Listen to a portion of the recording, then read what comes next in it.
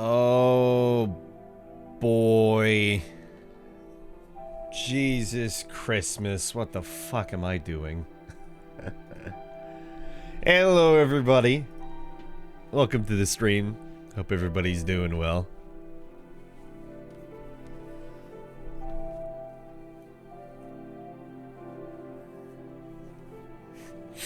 So, let's not piss around the bush here. So I've mentioned I wanted to make an essay-like video at some point for YouTube. And I've thought about it for a while. I initially started with the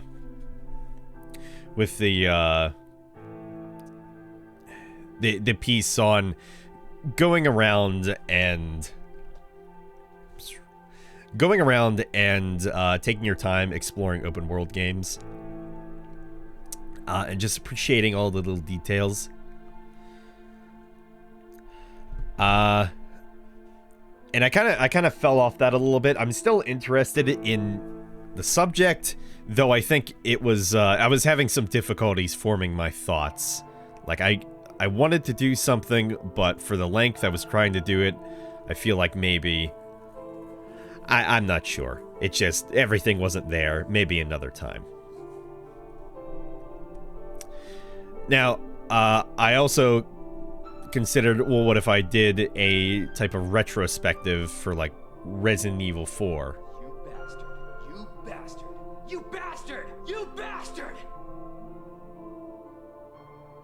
What are you, a fucking bastard? Oh, Jesus Christ!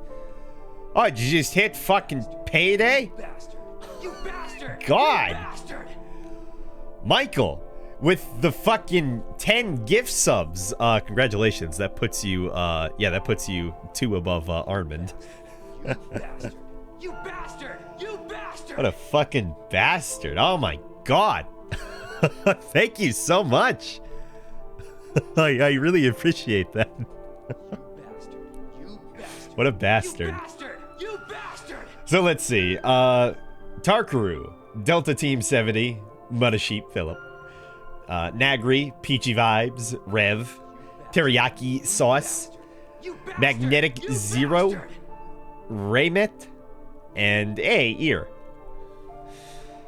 Enjoy your gift subs. You bastard! You bastard!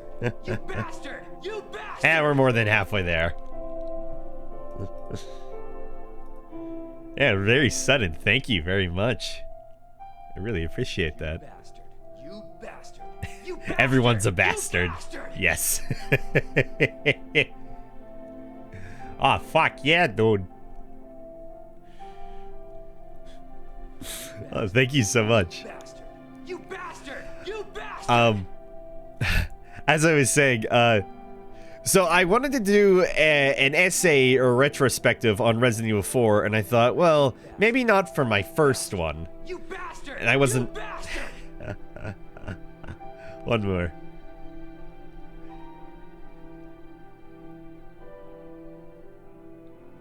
Bastard. You bastard.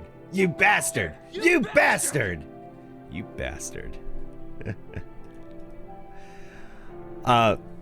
Anyway, so I wanted to do one for Resident Evil 4, and I was like, maybe not for the first one, but I'd like to possibly do one at one point. Oh, and I too can mention how, hey, you hear that game Devil May Cry? Yeah, it was Resident Evil 4.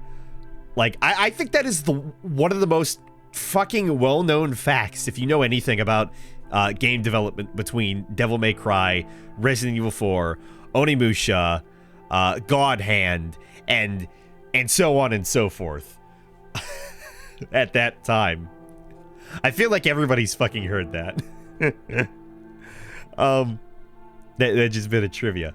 But so I don't know how I got on the subject of it. What was it?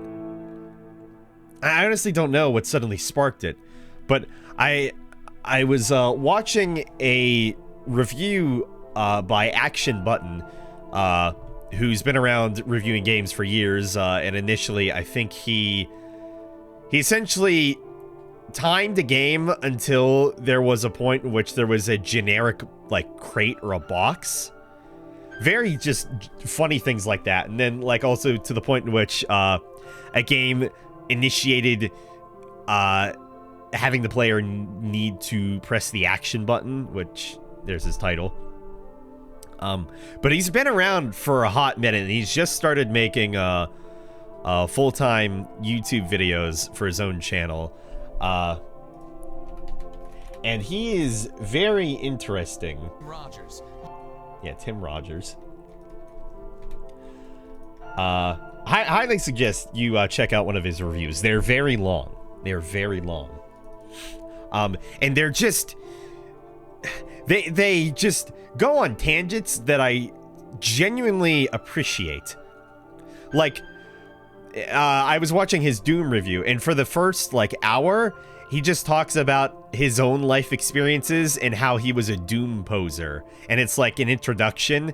And it's not until, I think, like, an hour and a half later or so that he actually starts reviewing just the first level of Doom. So it's like, I really appreciate somebody just completely just going off from the review and just talking about just completely random shit that, while it seems completely random, it does at least somehow draw back into the review in one way or the other.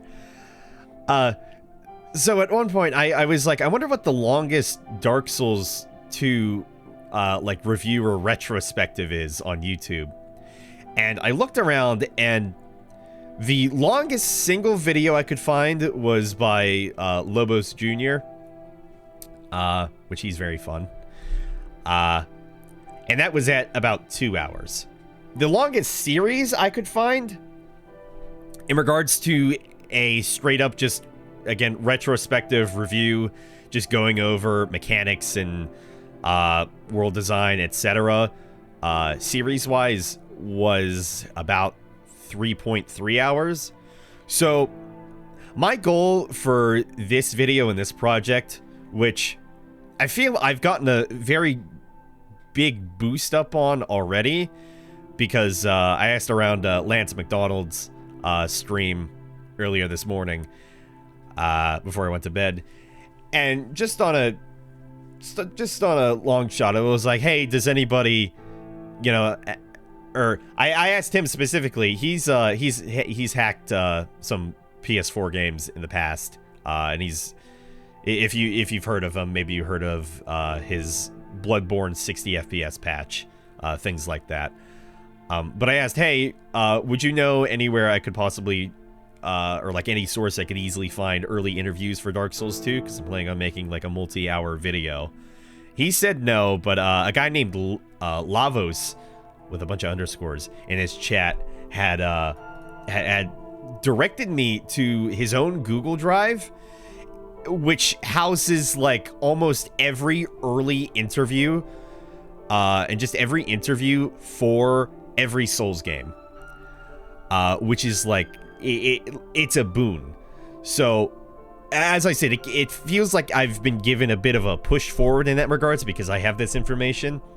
And then, of course, I have such a passion for Dark Souls 2, but I don't want to make a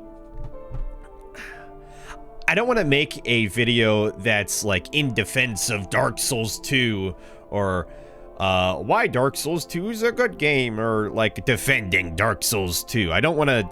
There are videos that already do that. Some of them poorer than others. But I want to. What I want to do is I just want to go over every possible detail as much as I can in regards to Dark Souls 2's development, from a conceptual basis, as a sequel, its mechanics, the shield contest, the reskinned weapons, and the differences between both the OG version and then the Scholar version, there's going to be a lot of tangents. There's going to be a fuck ton of research that I want to put into it. But I genuinely very much, I would like to do this. I have issues kind of maintaining a focus on one project for a long period of time. That already may be apparent in some cases. But I want to... I really want to try this. Because I also want to brag and say, yeah, I have the longest Dark Souls 2 retrospective review analysis video on YouTube. Fuck you. So you can consider me either a madman or possibly, when this is all done, Dark Souls 2's biggest fan. I'm not sure yet, but I wanna try. I've already I've been writing quite a bit from yesterday, and then also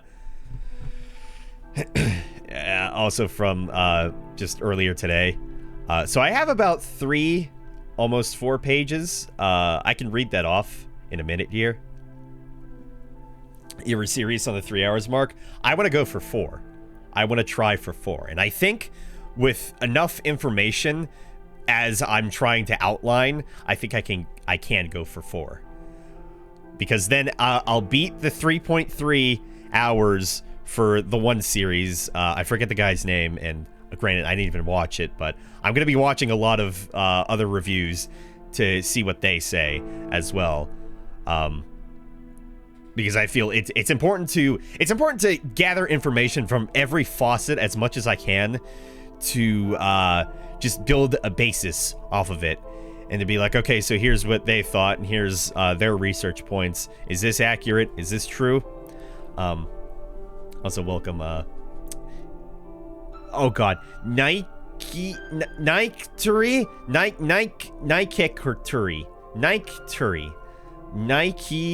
Katuri. I hope you're doing well. I'm sorry I can't read your name.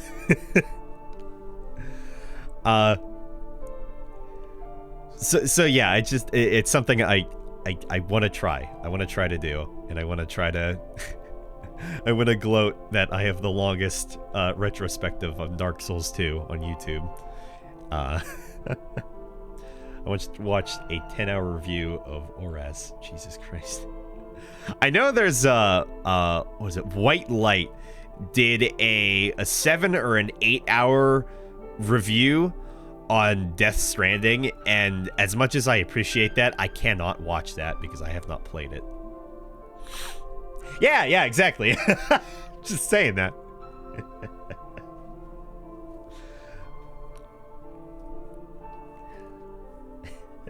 You're welcome, Nukes.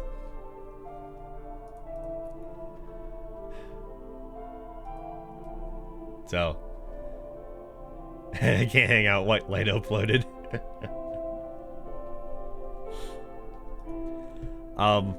I'm hoping that the effort I put into this does at least with the length of it as well, because I know people genuinely do enjoy these kinds of videos, especially long ones as well, because at the very least you can tell that there was genuine passion put into these videos when they're, so egregiously long. And of course that's something I want to show in that regard. I very, very much like Dark Souls 2 as a game, and it's my favorite in the Souls series, which is heresy. But I feel some people, they're like, oh, Dark Souls 2 is the fucking worst game in the series. It's trash, it's bad. Dark Souls 2 is garbage. There's nothing redeemable about Dark Souls 2. You know what? I remember now. I remember. You saying I love the menu music. Granted, I've been playing the menu music the entire time. I remember where the initial thought had come from now. I played the menu music the other day because I was like, man, I like the menu music, and I played it while I was at work, and I was like, fuck, it's good. And then I think that's where the idea sparked in my mind just for a moment. I was like, You know, I bet I could do like a retrospective on Dark Souls 2 or like a review analysis.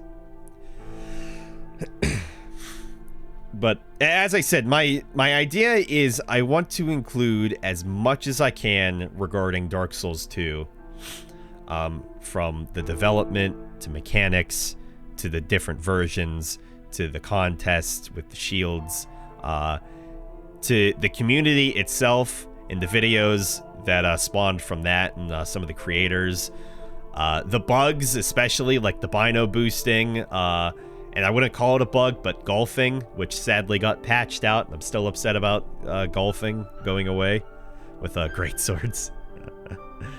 Well, ultra great swords.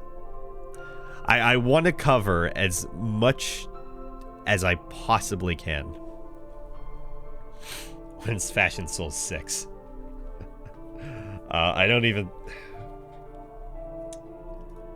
Did the last one even reach 1K views? I don't remember if it did at this point.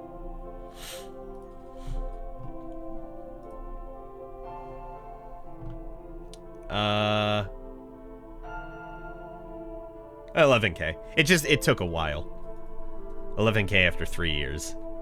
And then my last video I'd uploaded, Painted World PvP for Dark Souls Remastered. It got 286 views as of now, 2 years later. Make that 287.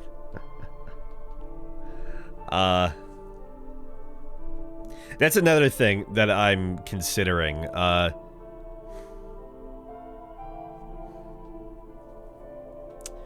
It's a double-edged sword in this regard. So,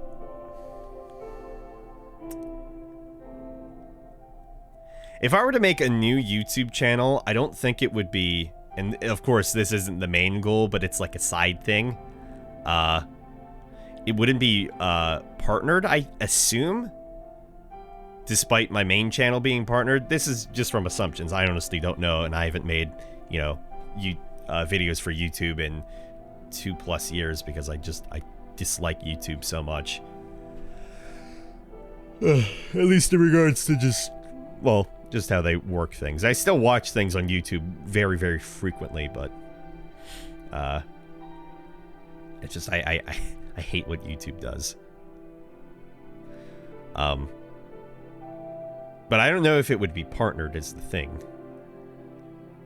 So it's like, do I want to upload this piece to a separate channel, or do I want to put it on my main channel?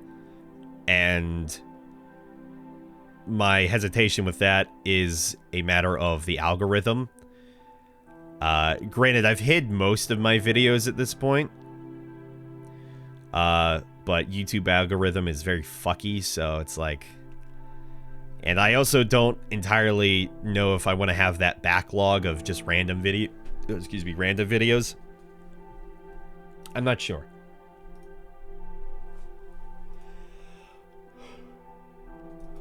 Not sure.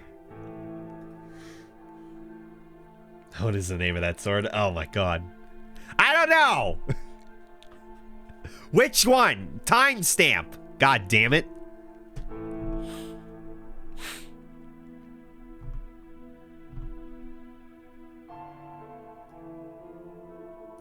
By the way, what do you mean in regards to Oras? Do you mean Omega Ruby, Alpha Sapphire? Is that the one you mean? Yes. An exhaustive look at Omega Ruby? Is that the one you mean? Because that's 7 hours. That's not 10.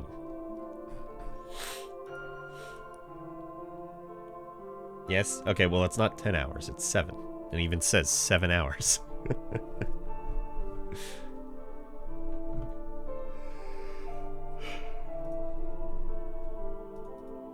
I wonder why so many people said 10. It was long.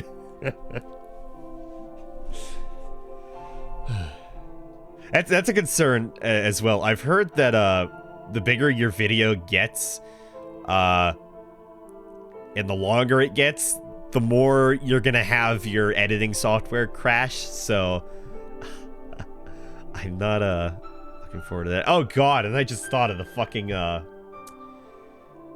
the exporting time. It's gonna take forever. Christ. Someone from 5 months ago commented as fashion in case you do part 6. I know, I saw that. It's like I appreciated it.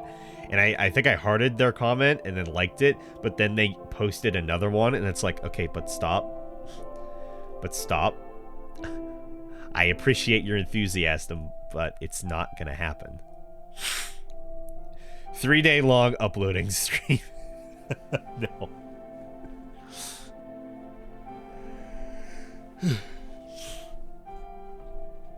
So I'd like to let's see.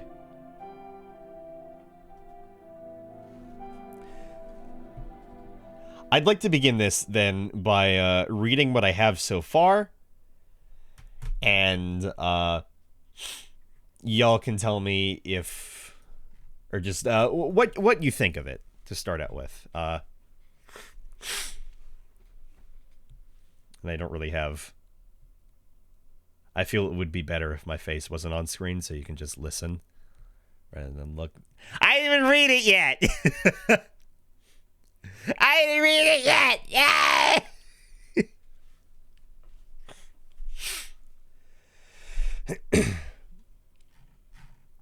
So this is what I have so far. And of course, this is all subject to change. Yeah, everybody leave as soon as the void pops up. You're all terrible.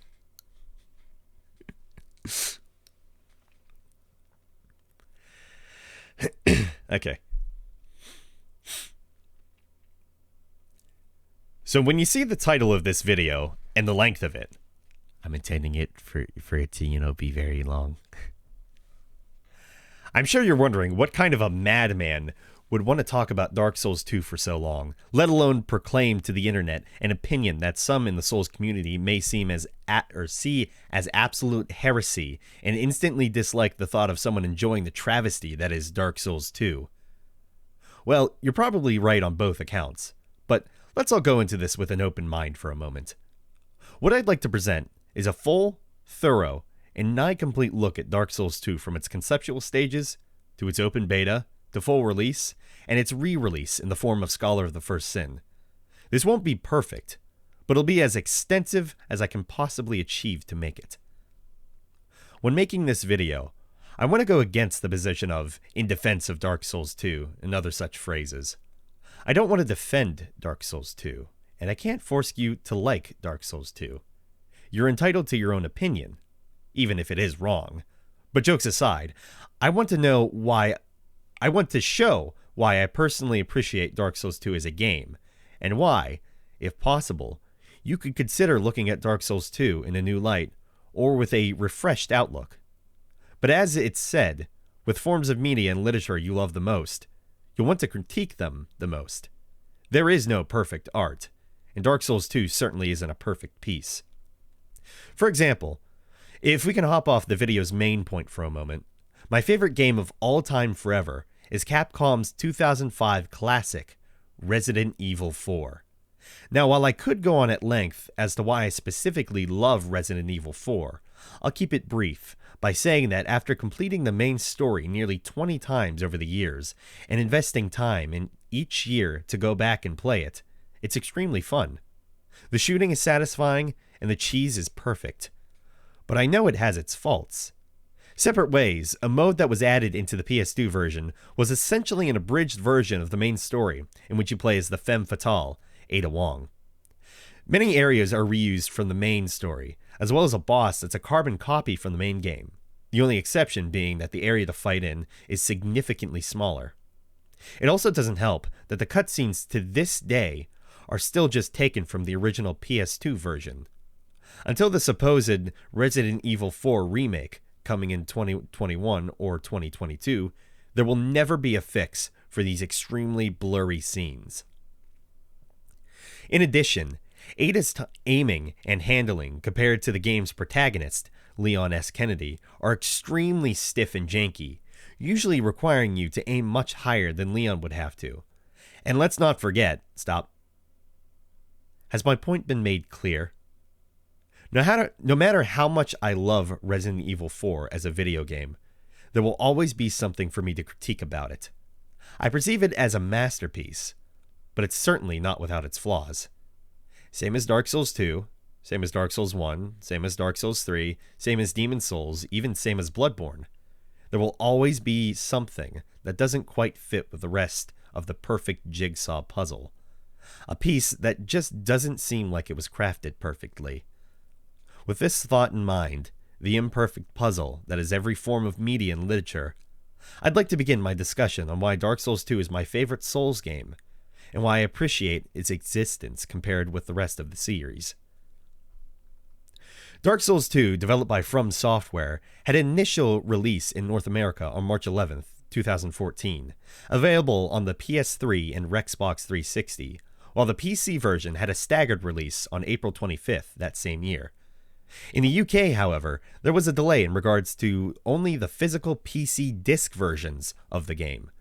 This apparently being due to a manufacturing issue with the packaging, according to publisher Bandai Namco. This adds nothing to the overall video, but I thought it was an interesting detail nonetheless. But regardless of a physical box delay in the UK, the reason for Dark Souls 2's overall PC delay, according to Dark Souls 2 producer Tak Miyazoe, during a launch day interview, was that the team wanted to get the PC version just right. With the extra month and some change, this would have given the team the opportunity to attend to higher resolutions, higher frame rates, and also keyboard mapping most controls. The release of the PC version of Dark Souls 1 Prepare to Die edition was definitely the cause for wanting to have more time to polish the release. The port from PS3 and Xbox 360 consoles to the PC was seen as rushed, poorly optimized, and was lacking in features that many PC players came to expect in August of 2012, such as stable frame rates above 60 FPS. But for Dark Souls 2's PC release, it was also suggested that since the game was running on a new server system based on the beta that was held on October 26th and 27th of 2013, there could be the possibility of world events in the future once players had become familiar with the online system. Now, if you're familiar with Dark Souls 2, you'll know we never got those world events.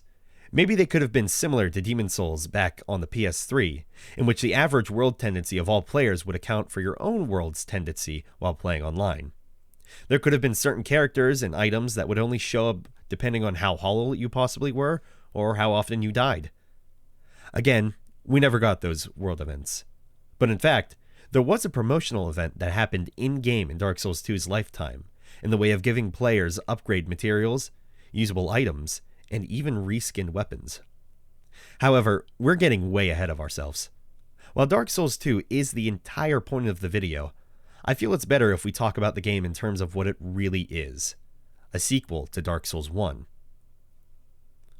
I feel the only way to be able to properly relate the feelings I have for Dark Souls 2 and the Souls series in total is if I discuss my own personal pilgrimage through Demon's Souls to, well, Demon's Souls again at the time of writing this retrospective, although I didn't actually start with Demon's Souls. The year was 2011.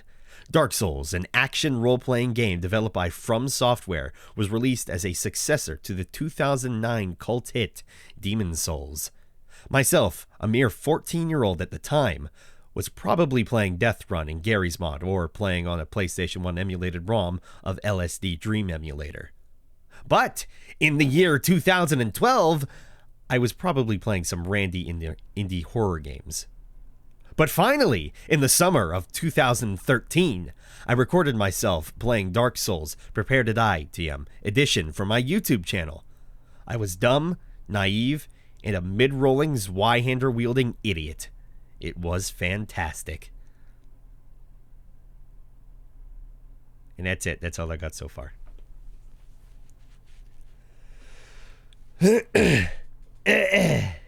And scene. And delete the whole thing. Oh, it's terrible. Ew. Gross. Disgusting.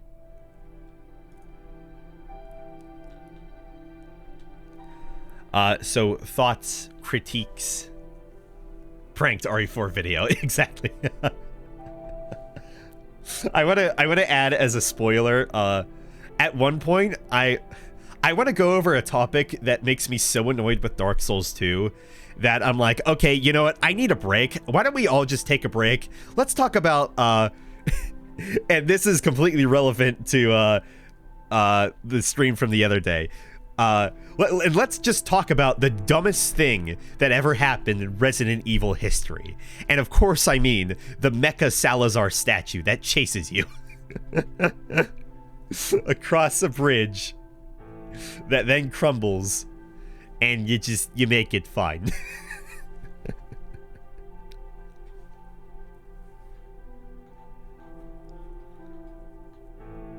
Oh, thank you.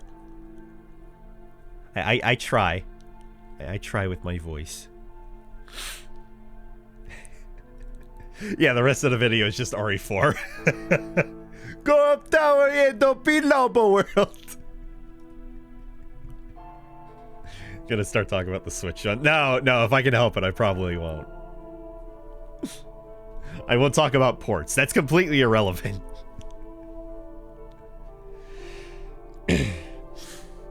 United Kingdom, but Dark Souls community is the divided kingdom.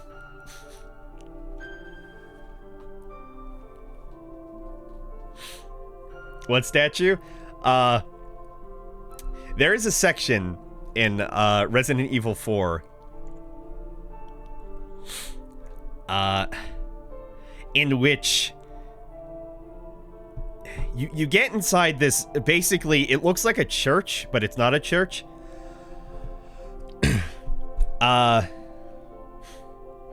And there's just this giant statue of one of the villains of the game. This like tiny Napoleon-esque character who is the ruler of this castle. And so there's a statue of him, but then it starts to fucking move its arms, and then you have to like platform onto the arms and hands and then up to other parts of like the area to then open up these floors that have sunk into the water so you can get across. And then as they're both raised and you begin to go the opposite direction of the statue, it fucking tears apart from its base and it starts chasing you. This giant fucking mecha version of this tiny Napoleon-esque villain.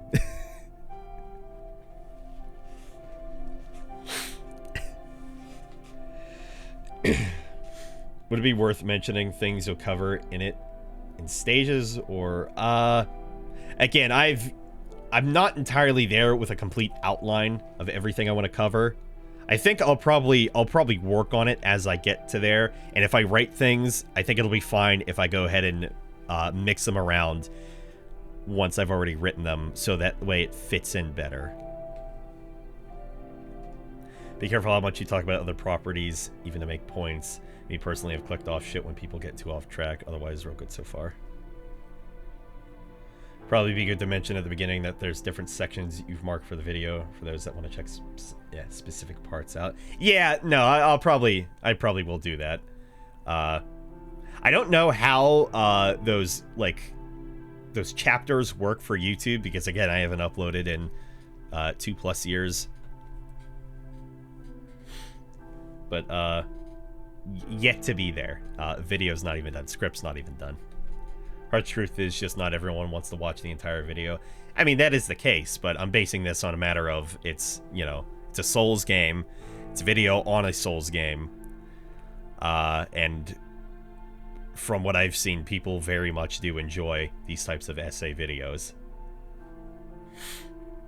So whenever you just timestamp parts in the description, then put the name on the timestamp. I don't know. Again, not there yet.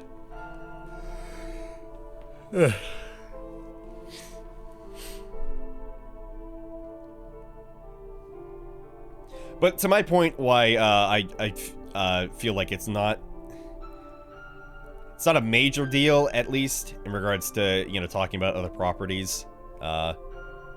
Is that, granted, I'm not this person, but the guy who I was just talking about before, Action Button, again, he's been reviewing games for years. His, like, big breakout was really his, I forget which one. I think it was Dragon's Quest XI review. He did for... I don't think it was IGN. I don't remember who it was for. But regardless, he has a Patreon, and he's currently making $12,000 a month. So, clearly, he's doing something right, in which people find this entertaining or funny. That it's just like, and so, did I tell you about my dad? And I was a Doom poser. Now let's review Doom an hour and a half in.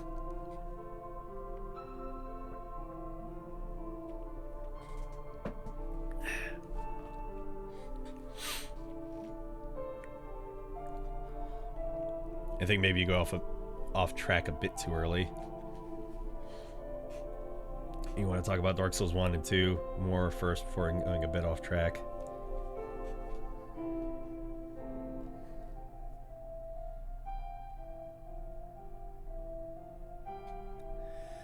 Well, maybe.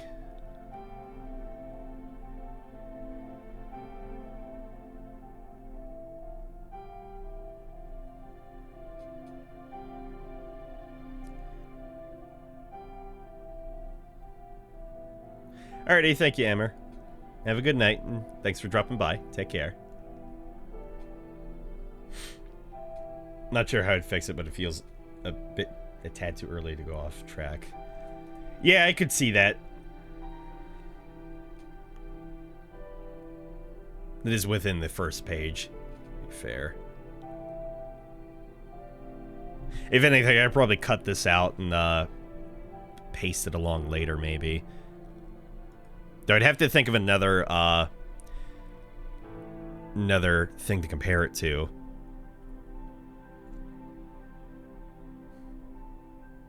Maybe if I just recompare it to Dark Souls 1. You want to hook people in the first few minutes / pages. No, I don't want anybody to watch this video. That's it. RE4 Retrospective. Let's go. No, in that section that I'm considering adding on, you know, taking a break in regards to talking about Dark Souls 2 for a bit to just go on another tangent, that'll probably be like multiple hours into the review. So whoever's already watching that, I think they could probably push past that and then listen to some stupid shit on Resident Evil 4.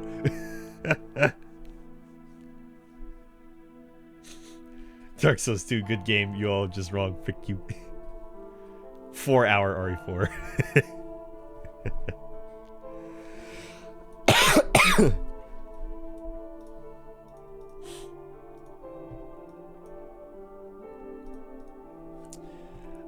But anywho, so the plan for this stream, going to try at least, is we're gonna do is I'm going to I'm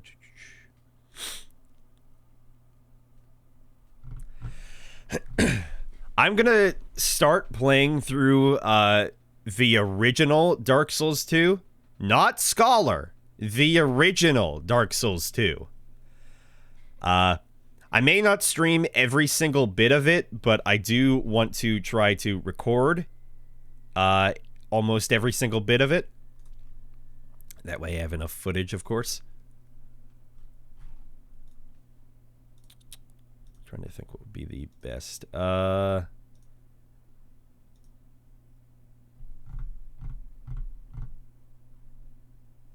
you know what, actually. Yeah, that could work. Keep that in the top right, and then nobody will know. Yeah, that could do it.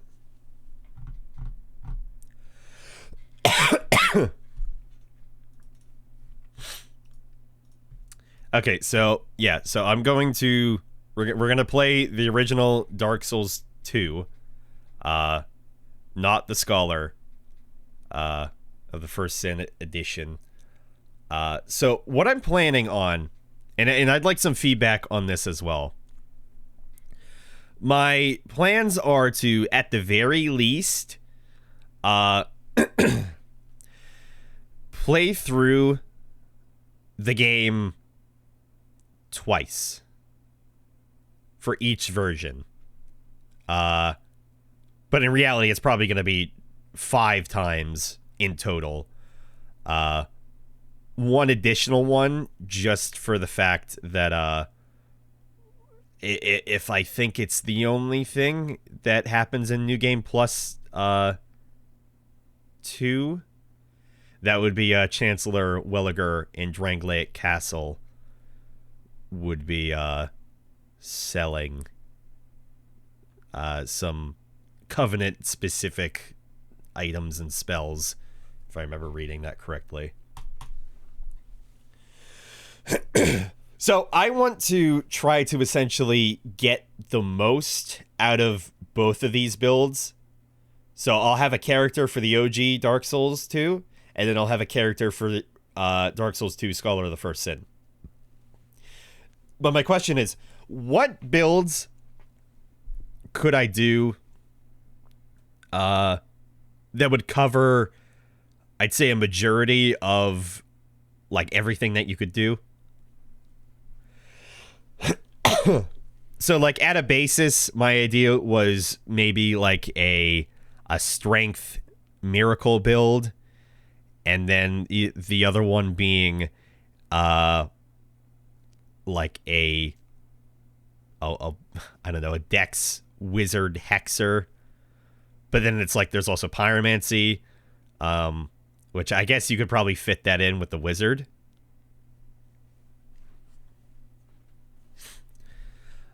So I'd have one of them be a male and then the other one be a female. What is your thoughts on what would be the best builds to show for each character? Beefy cleric with heavy armor. Doing a locomotive breath.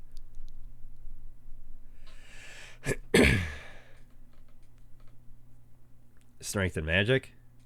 That's mandatory in the video. Locomotive breath. I will try and not get a DMC. I'll try and not get DMC.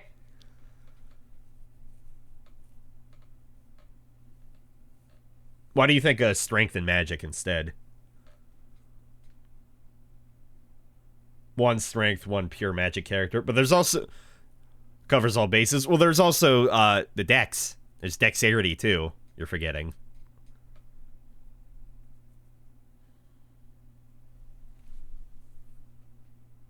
Maybe then quality. That's what I'm thinking.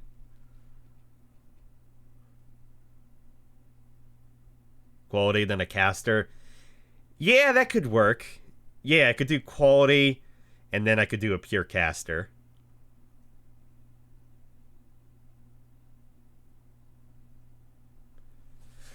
So you can fit both miracles and sorceries with a hexer. That is true. So then really no spells at all. Fireboy. It'll be an everything girl, probably. I'll probably save the caster build to be a girl. Unless y'all think the strength... Or, sorry, the quality build should be the female. These are important things.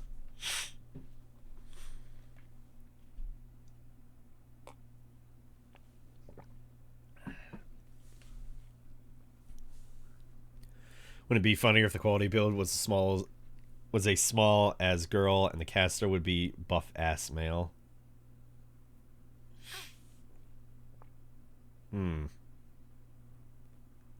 I mean, the only way to really show that would be just through the character itself. Actually, I kind of like the idea of that. Actually, that sort of reminds me of that sort of reminds me of my one my one invasion build character, Alyssa, she wielded an S-stock in the left hand, and in the right hand it was the butcher's knife and the fume ultra great sword. I'm gonna do that on one of my playthroughs, a super buff and hairy dude shirtless casting spells. Yeah, just the only way I could show that is just like making the character big itself, because I shouldn't, do heavy armor, and even then it's like there's not a bunch of heavy armor that's, suitable specifically for casters. Like, I know there are lighter armors that are more suited in, like, robes that are more suited for casters.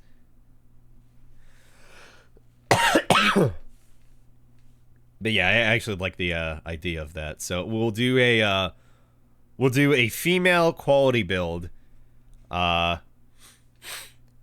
then we'll do a male beefy caster, or at least pure caster, as much as a pure caster as I can. And I think in Dark Souls 2 it's especially possible, because Dark Souls 2 has such a wide variety of builds that you can make. Remember, there's a fucking ladle in the game. People have PvP'd with that and kicked ass. Fucking, what is it? A raw broken ladle that has like 10 durability. It's amazing. Yeah, I've never done a pure caster before. I've done, like, I think the most that I've been a caster was my one build, Farmer Weather Sky. First name Farmer, last name Weather Sky. This old man wearing the I've talked about him before. This old man wearing the astrologist robes. And what was it? He had on the Drake helm, Havel's gauntlets, and I think it was the Elite Knight leggings. And he had dual blue flames. And it's a straight sword that lets you cast magic off of it. Which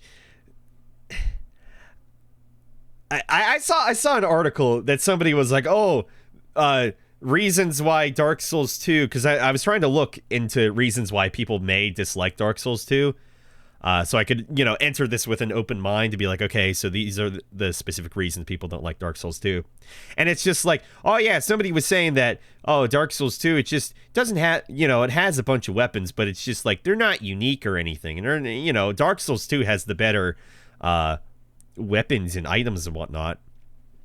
And it's like, I kind of fucking disagree a lot. Because, I mean, there's, for one thing, you miss out on a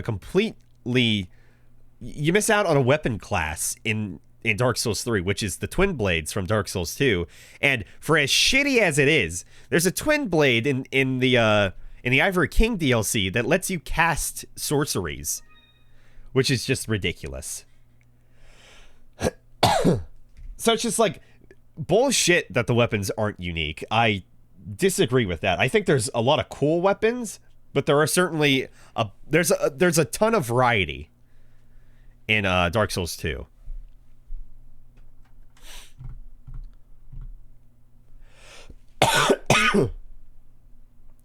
Probably obvious, but I feel a lot of people don't like how it doesn't look/feel like Dark Souls 1 and 3. Of course, for example, the character animations, and you know what I mean? No, I do know. And I've heard the argument, and I can't settle it on myself either, whether I think it's the movement and the combat is floaty or very heavy. I genuinely have no idea. It's like a mixture of both, almost. I'm not sure.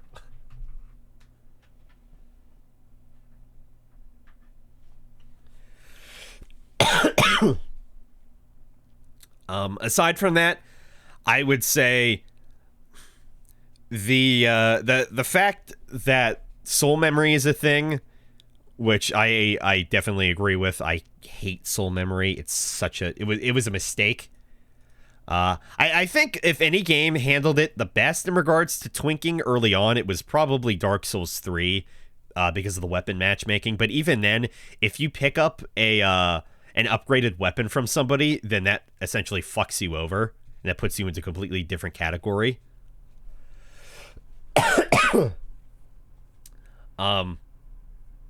Yeah, durability. People talk a lot about durability in Dark Souls 2, and it's like they mention the PC durability bug, but it's like that was fixed very early on in Scholar.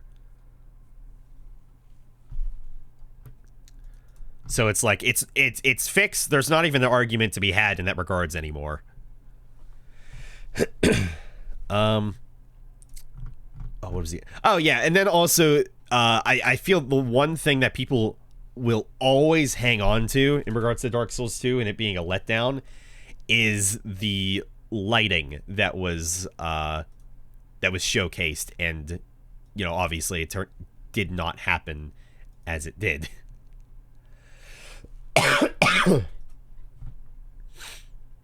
It's like people will not let that go. They will never let that go. Same with like Watch Dogs. People just do not let that shit go. But it's like where Watch Dogs, was kind of like an average game. Dark Souls 2, it's still, it's still a good game, despite that.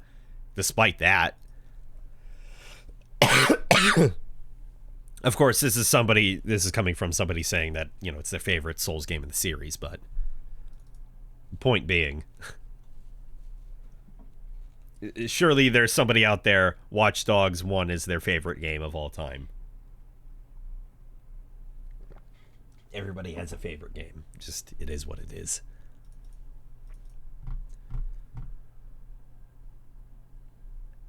Yeah, that's the thing though. Like Dark Souls 2 has, fucked up like world stitching and world connectivity as opposed to, Dark Souls 1 and even Dark Souls 3. But mostly in comparison to Dark Souls 1's connectivity. It's like there are some really nice areas within the game. Like not even just from the DLC. Like Castle Drangleic, like it's from its view, once you get there, it's pretty impressive. The only issue being is that like you're in a dark ass chasm essentially. So I mean there's that.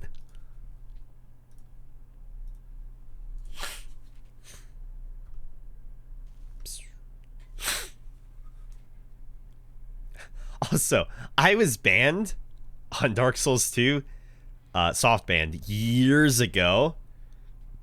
I loaded this up expecting to be. I was not. I was very surprised.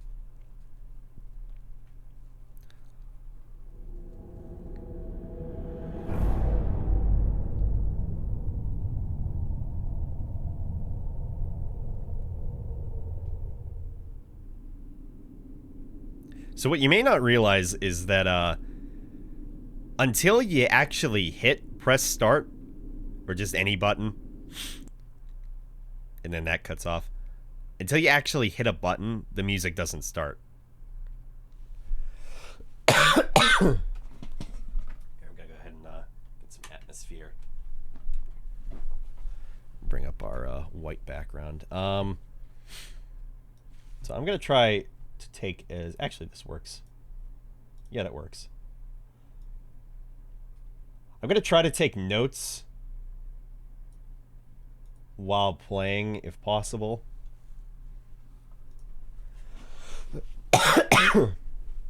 Only issue with alt tabbing being that it cuts off the recording, so it's like I have to stop every time. Otherwise, it just automatically cuts off, and then I alt tab back in, and then it cuts off again and starts. It's goofy. Excuse me.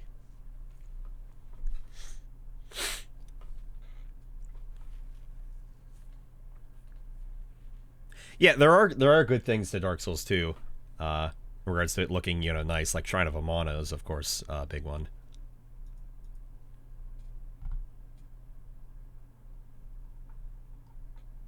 Oh, Jito Sato. I forgot about that. Yeah. No, that was good. Yeah, that was a good one. I remember there was an issue in regards to lighting mods in Dark Souls 2, and it was like, can you get banned for these? And it's like, maybe. And then people, I think, did get banned for them. Dark Souls 2's soft ban was like the worst in the series, by far. Like, 3 has a much lighter soft ban system.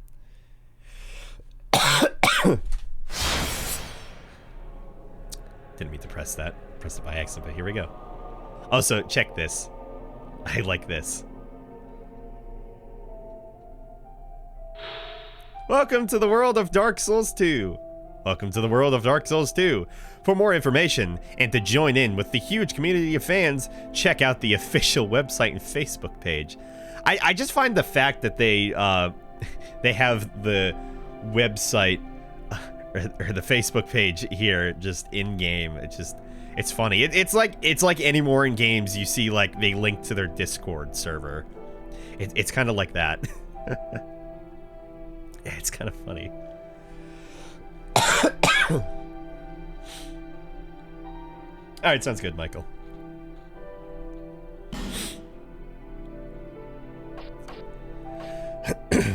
So yeah, whenever you hit information, that pops up. There's like, there's no information.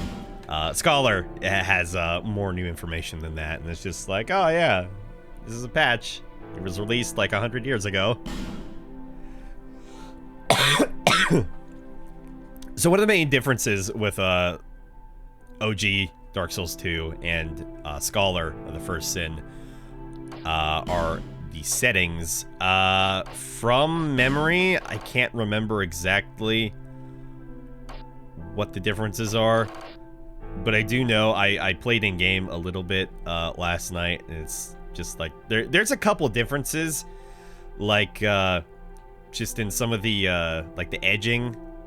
It's like you can tell it's a little bit crustier as opposed to Scholar. But then there was a very interesting thing I had seen between Scholar and OG, and it's that the lighting is, you know, a little different. And it's like, yeah, of course, but I went to Hades Tower of Flame, and it's like, I was like, I don't remember being able to, you know, see the sun like this, or I don't remember it being like so like near dusk looking as it does. And I went over the Scholar to go ahead and check, and it's like I could not see the sun, and it looked much brighter. It was really weird. It's like I had both of the screen brightness options at the same for both games at the default. So it was like that was weird. I should say too. So Scholar also fixed. This is just something I generally noticed. Scholar improved the controls, not so much as fixed, for keyboard and mouse, or at least keyboard. Yeah, this one is fucked. It was like, what is it? E in Scholar is confirm and select. Meanwhile, in the OG Dark Souls 2, it's enter, which is just disgusting. And it's like you have keys that are like on your keyboard that do the same thing. It's really odd.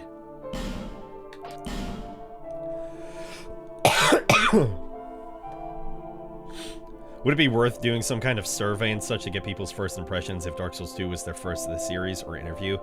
Actually, yeah, that would be a good idea.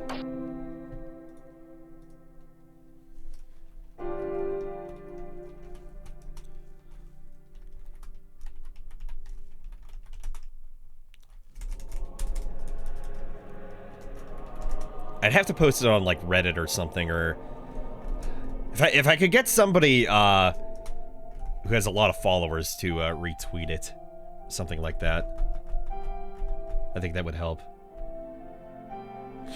You could possibly reach out to some accounts I follow on Instagram. Yeah, let me think on that.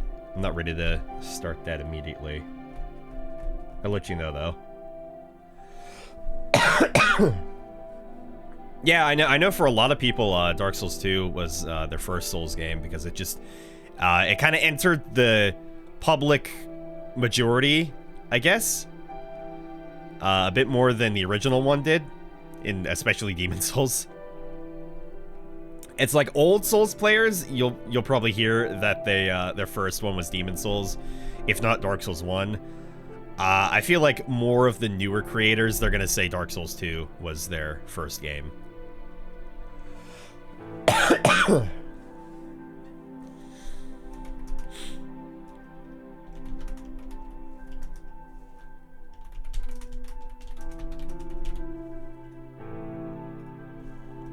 Also, I want to reiterate from what I had said, I think maybe the previous stream. I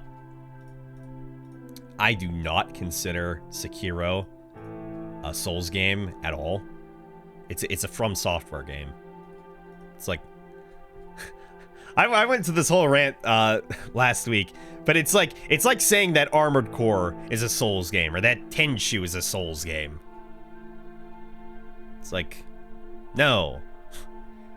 There's difficulty to it, and it's a third-person action game with a guy with a sword, but, like, that's it. You could say maybe it has Souls, like, tendencies, maybe, but, like, maybe even to its majority, it's a Souls-like, but it's not a Souls game, just because it's made by From Software.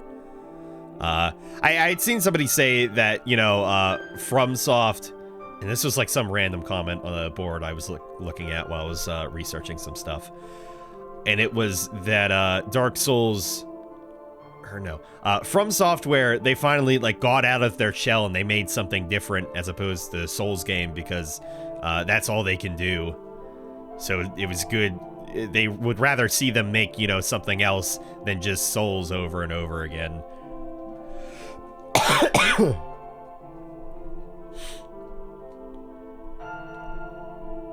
On the other end of the stick, people who say Bloodborne is a Souls game are dumb stupid.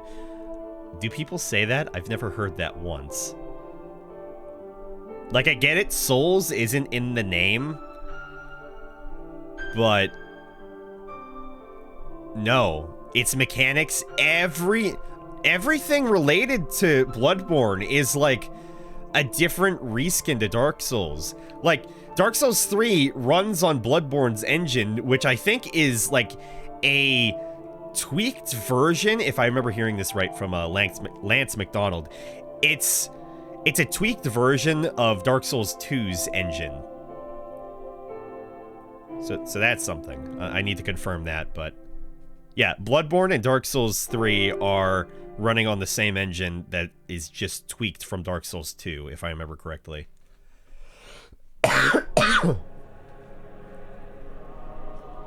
But even aside from the engine, because I don't know if Sekiro uses that same one, it's like the mechanics are way too similar in regards to everything. And it's like Sekiro is such a vastly different feeling in just moving game. It's like in a Souls game, you shouldn't expect to be able to climb over, you know, little bits of rubble and, you know, glide over to a tree. Whereas Sekiro, that's, you know, what the game is. Gliding over the trees.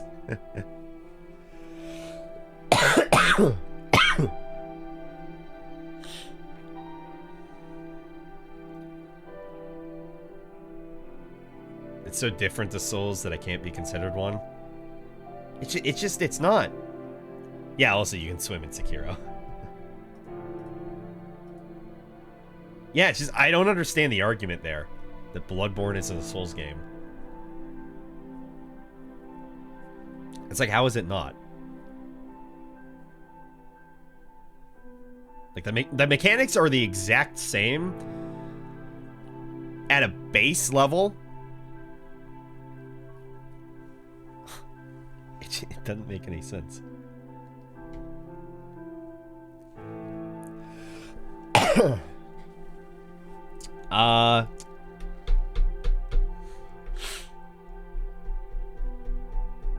You know, probably better if I go ahead and record everything was wondering where I wanted to record the intro cutscene from, and I think probably be good if I recorded it from this one, as it's not like I'm gonna start with, you know, Scholar of the First Sin, which the lighting in the intro is slightly different. It looks a little brighter, I think, and it's like more bloomy, if I remember correctly, between that one and this one. And that's just from my mind remembering it. It's not like I really checked last night. Anyway, I'm gonna go ahead and I'm gonna start recording this. Oh, good. Y'all can't even see that in the top right corner. That works then. Okay, let's all enjoy the intro cutscene. One thing I want to add beforehand is that somebody suggested in Lance's stream the other day that the wife and child you see, or the woman and the child, rather, you see in the intro that the main character reaches towards is actually your first memory, so the baby is you. And so I'm going to try to see if I can't find that correlation, because I don't believe that, as you start out the game as a male character. So let's see.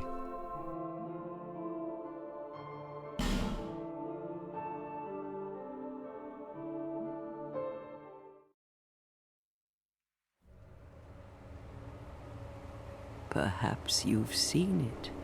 Maybe in a dream. A murky, forgotten land.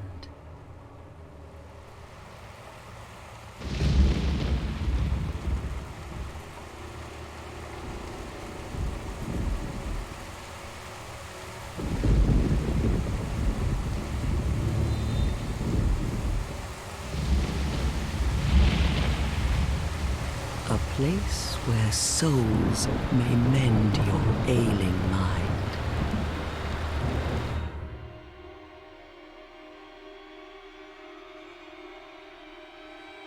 You will lose everything. Once branded.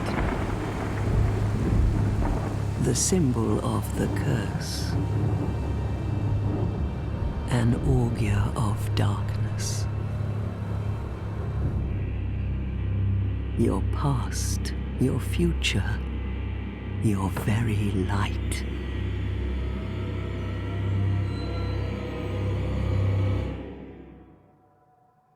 None will have meaning, and you won't even care. By then, you'll be something other than human. A thing that feeds on souls, a hollow.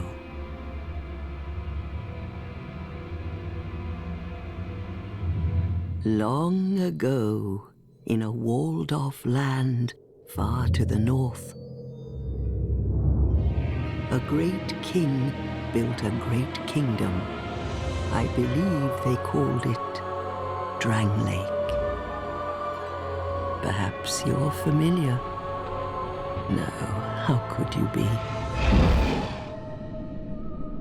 But one day, you will stand before its decrepit gate without really knowing why.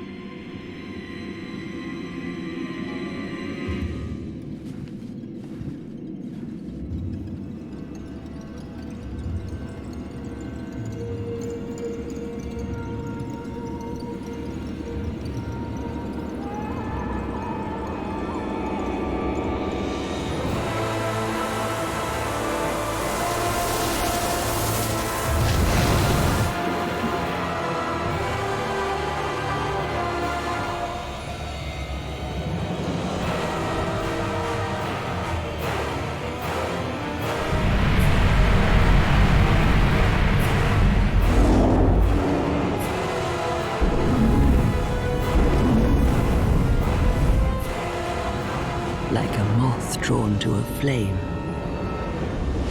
Your wings will burn in anguish. Time after time.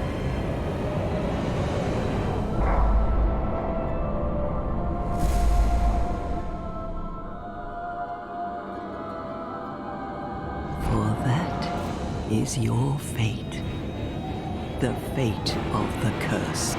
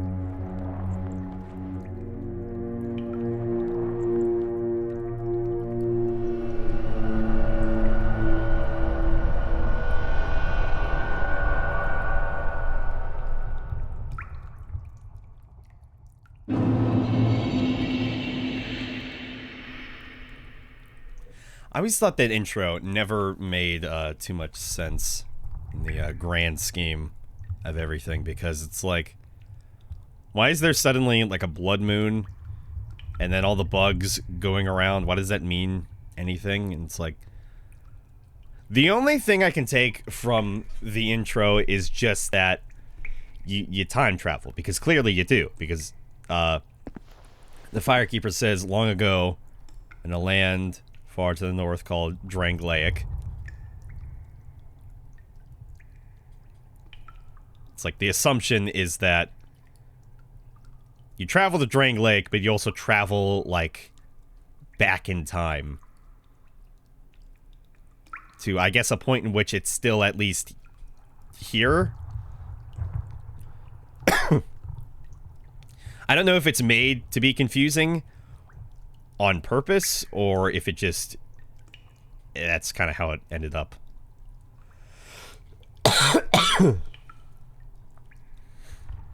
And if you're still here, Bri, have a good night. Take care.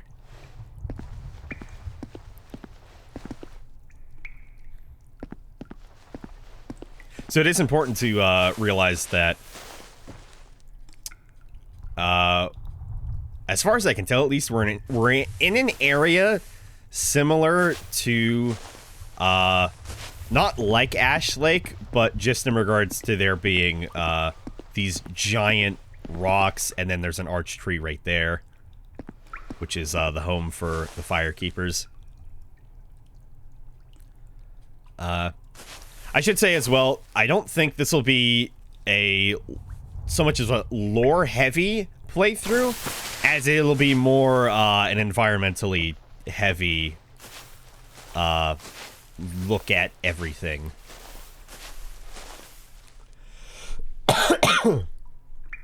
It's more in ruins, since we do go back to the fall of it, unless the giant place is not part of Dranglaic.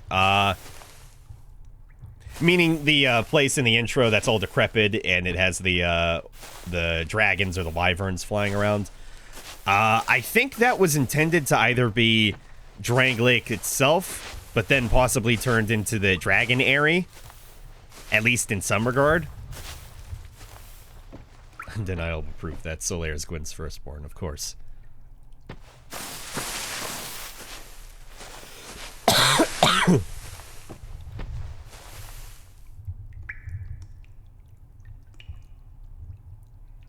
How's our volume sounding, by the way? You sound about right. I think probably. Good. Yeah, I in the intro, I did not see the matter of, game sound a bit too good.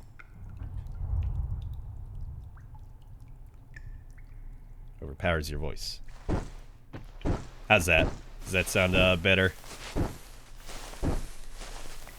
I'm talking and game's doing its thing.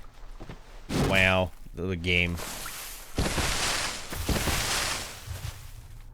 Hard to tell since Things Betwixt is so quiet. Oh, we'll figure it out. Still maybe a bit too loud?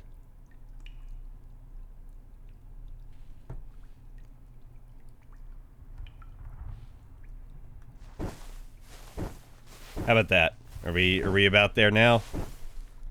I'm playing the game and I'm talking and I feel like this is a video game. And while we play video games, it's a video game. Video games are society. Life is a society. Much better. Okay, we good then?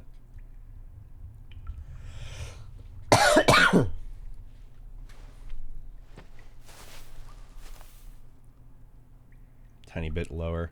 Not a big deal. Let's get to the parts with the music. Alright.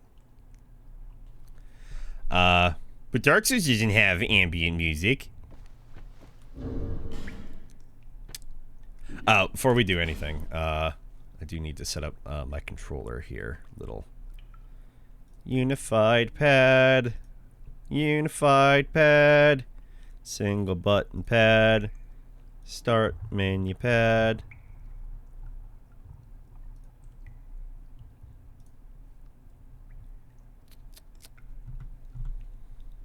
Personal pad.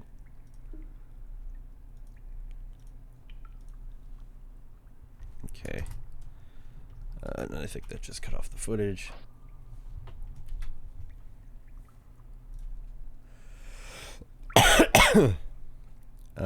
No, that actually maintained. Why did the other one not?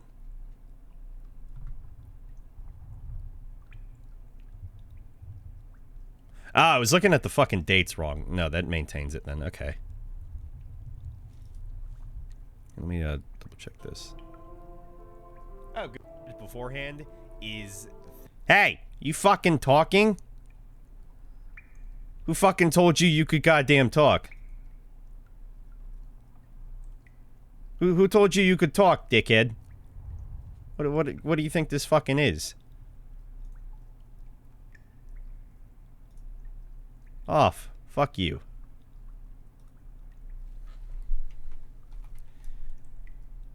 Big Dick Martin. Big old dick cock and ball Martin. Here we go. Big Dick Martin.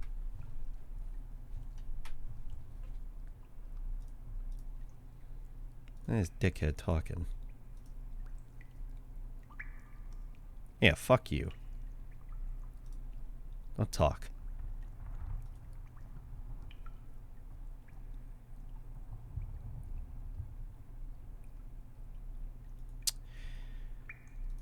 Well, you know what that means. Well, we don't have to... Actually, no. That's too late for that. Hey, who wants to rewatch the opening again?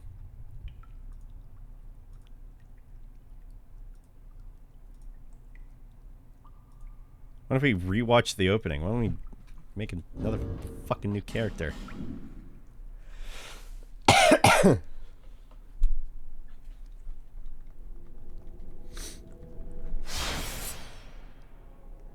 Yeah, I saw that mic up in the corner, and that's why I was like, let me check.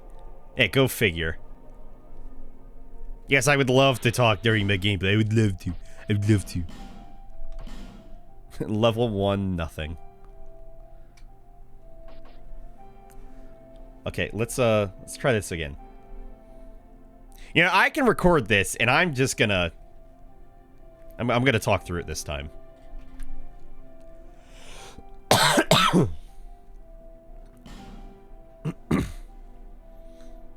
Also, I'm using the PS5 controller because it feels good. Perhaps you've seen it. Maybe in a dream. A murky, forgotten land.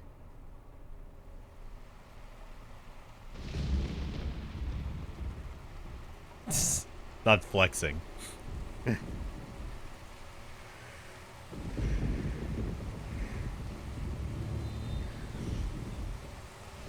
Look, I struggled just as much as anybody else to get a PS5. A place where souls may mend your alien mind.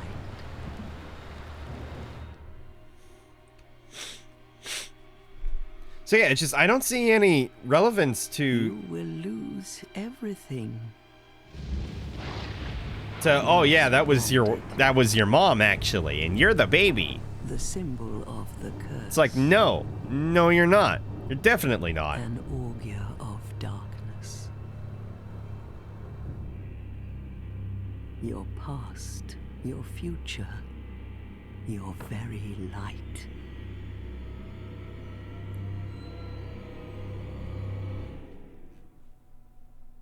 None will have meaning, and you won't even care. By then, You can you'll see be why. something other than human. A thing that feeds on souls.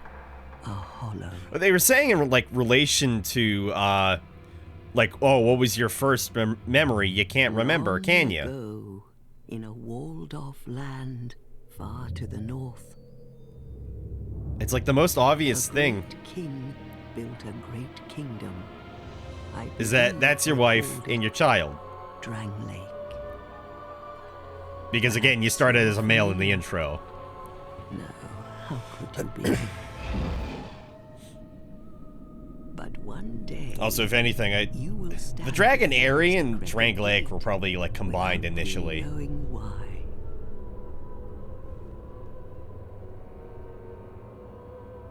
It's just your character reaching out to your memory. I don't know. I don't know. I don't see it that way. It just doesn't make sense. Again, in regards to your character essentially being just a male at the beginning. Like, full stop. You can say, oh, my character is a female. No, you start out as a male. It does not matter.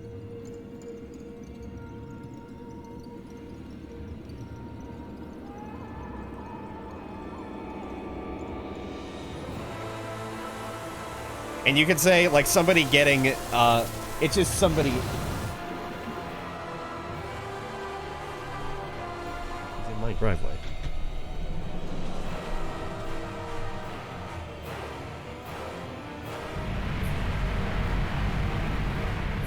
I don't know who that is. Somebody's in my driveway. Shining their lights in my driveway. Like I mentioned there was a lot of drawn snow. to There's a lot of flame. snow. Your wings will There's a lot of burn snow. in It's still anguish. snowing. Pretty heavily.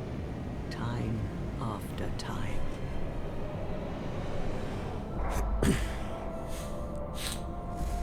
Anyway, you could say that, you know, the person getting the dark sign at the beginning is just some random person. Your fate.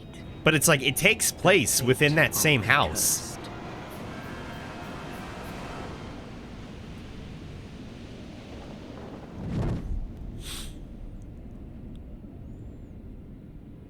And look, you can see his cock. Confirmed male.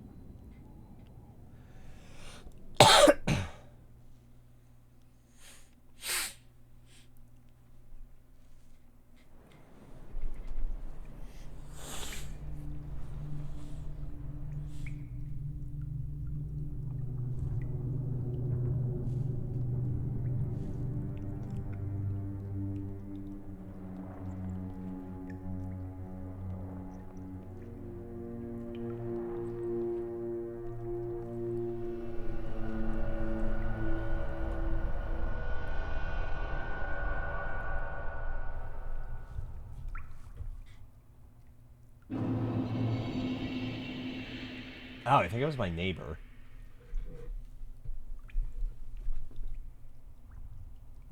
Get the fuck out of here. Oh, look. The only other... Oh, they're probably in, like, New Game Plus or something if they have a sword. Yeah, that's important to check as well. So, I checked yesterday. Okay. So, at 5 a.m., I believe I had written down... Made a note of it. At 5 a.m. Earlier today, there were 313 players in OG Dark Souls 2. And there were 2,403 players in Scholar of the First Sin.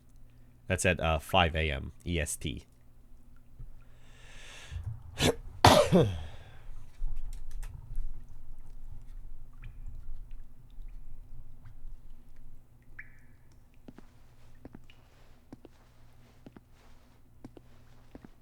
I don't know, probably just, and it probably not pertaining to the classes, but just the general armor set. I don't know. It never really bothered me all that much.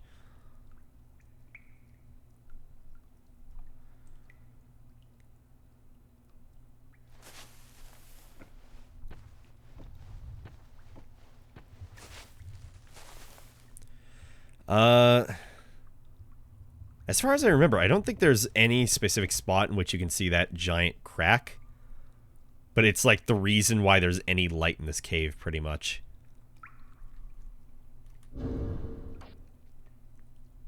As I was saying before, you are 100% a male. Then granted, this is the most hollow that you can actually be.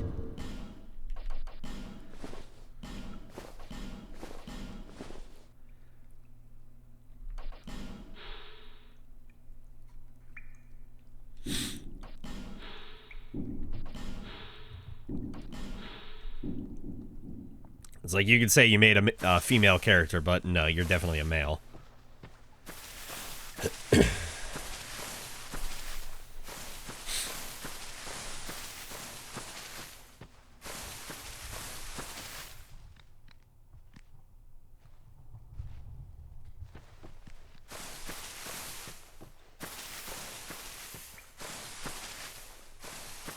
Find rats and punch them.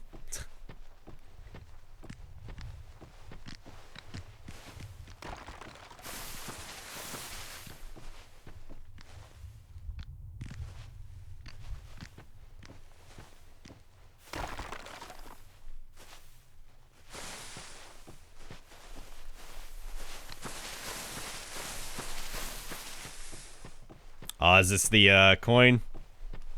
Yeah. Coin's still there.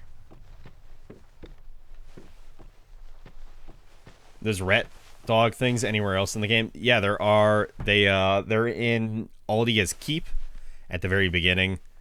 Outside, but these ones just do normal damage while those ones do what is it?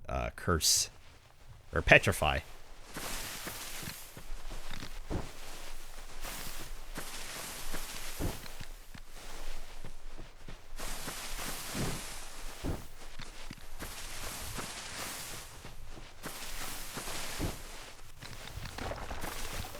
Damn it, just remember it being very hard to actually hit one of these.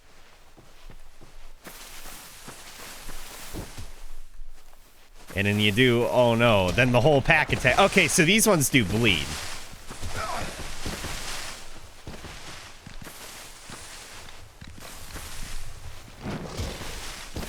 I'm gonna fucking die. Oh god, that's not it.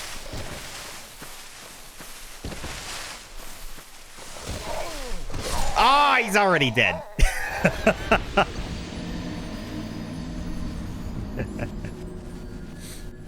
Yeah, if anything, that could probably help illustrate something in the video. The matter of difficulty. Because, like, there's all these enemies in the very first, like, minute of the game. There's this pack of enemies, which will just perpetuate all through Dark Souls 2. Of just, there's a lot of enemies.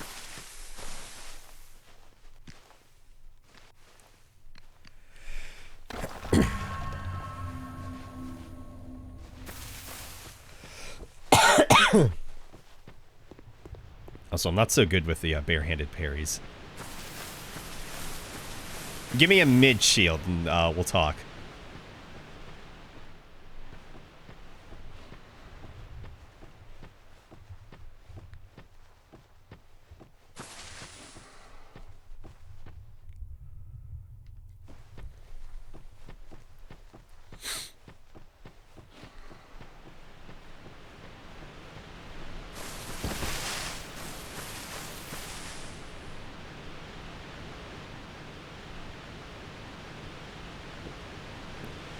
we used Dark Souls as an example and debated Dark Souls 2 a bit on difficulty, whether it's just difficult or punishing in game design. They're not the same thing, so it could be worth bringing up, perhaps. Actually, I can answer that perfectly, concisely. So I'd say, Dark Souls 2 is artificially difficult in some regards. In regards to enemy placement, at least. And, like, how many enemies there can be in some cases. Though that'll probably more heavily relate on Scholar. But whereas, like, something like Demon Souls, that is punishing. Its mechanics are punishing. So the more you die, the harder the game's gonna get.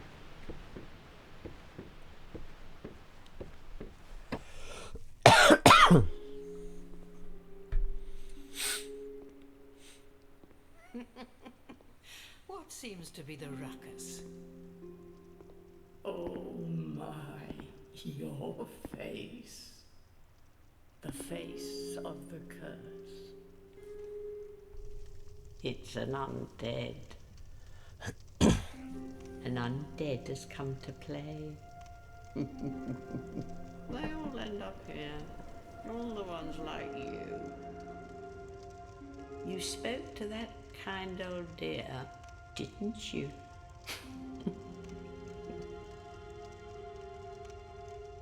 You're finished. You'll go hollow. Yes, you'll become one of them. Hollows prey upon men, feast upon their souls. This is the fate of the cursed.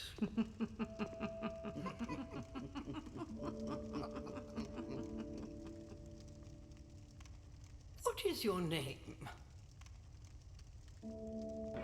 Yeah, I'd agree. A majority of Dark Souls 1 is fair in the way that it tries to kill you.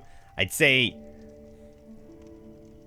maybe you could offer that Sen's Fortress is a tad more devious, but that's just the basis of the level, and even then, you can see things just from the environment that tell you, hey, don't step on this bit of floor. It's definitely, you know, raised more than the others. Or, yeah, hey, you hear those loud noises?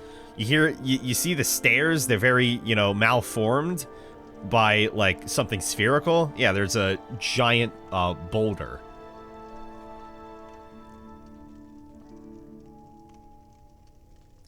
The only punishing mechanic I'd say in Dark Souls 2 would be in regards to how hollowing works. So you lose like 5% of your total health for every time that you die.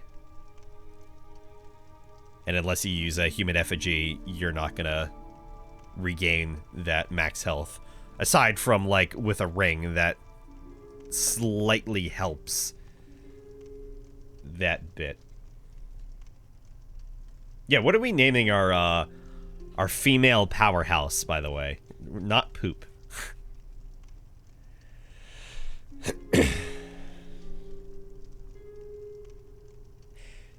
Yeah, sure. If I'm still working on it by that point, yeah, we can collaborate a bit.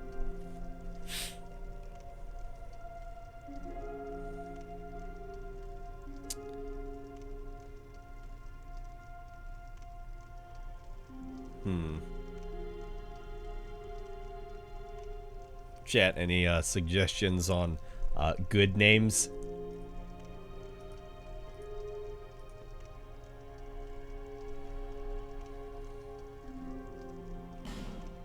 You know, if I started this in big picture mode, we would have more space for her name. What sort of build are you making her? The quality build.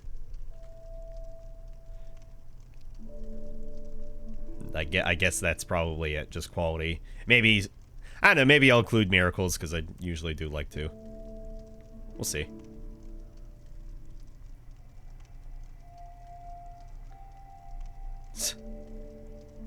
In dumb terms. She can do both the strength and the dex weapons. She can wield big dick sword and skinny Twink Katana. Give me a letter. I don't know. Give yourself a letter. I give you B+. Alright. Well, I did say I don't know.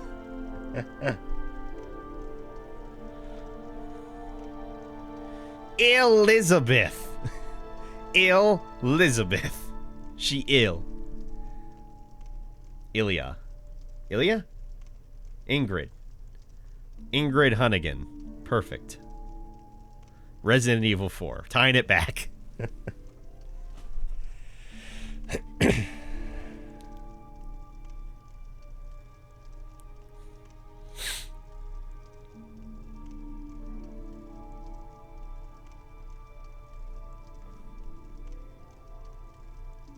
The most difficult part. Imelda, Irina, Yvonne. Yeah, it just makes me think of Ivanka. Fucking hate that cunt.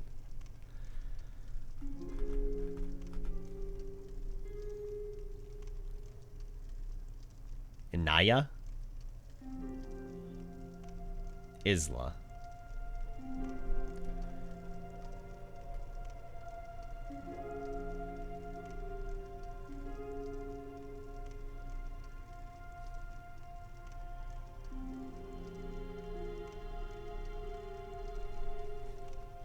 Stop the recording for the moment.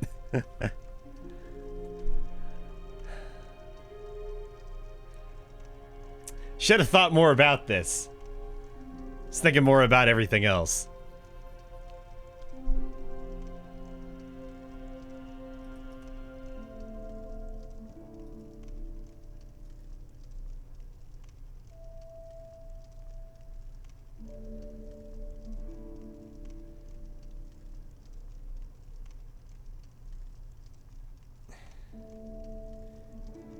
Ingrid Dean Fallows for Recent Phobia Acrobatics. Yeah, that won't fit with even big picture mode.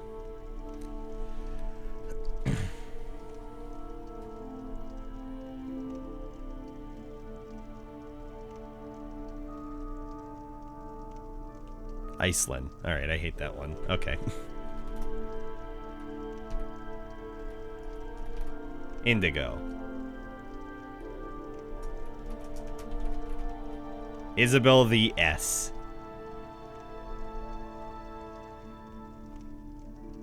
The B. The D. Ah! Wait. No, damn it. That would work better with the other character. I was gonna say, Big M from Demon's Souls.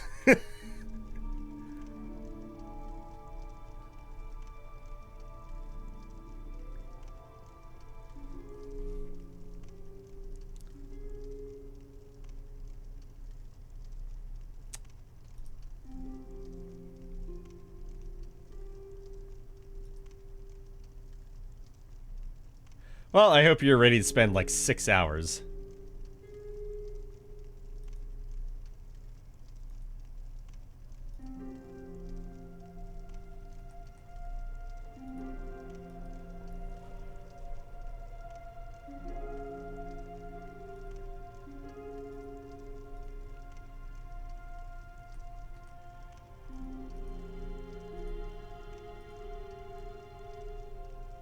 It's hard when you're working with nothing, yeah.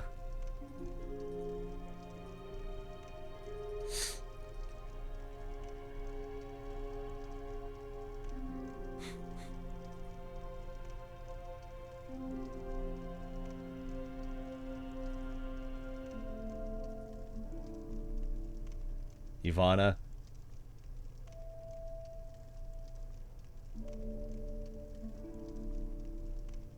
No.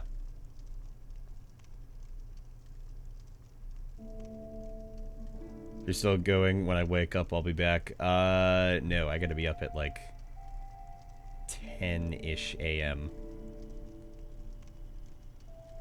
So no, you probably won't see me. But take care anyway, Tark. I like Ingrid personally. Well, your personal opinion is trash.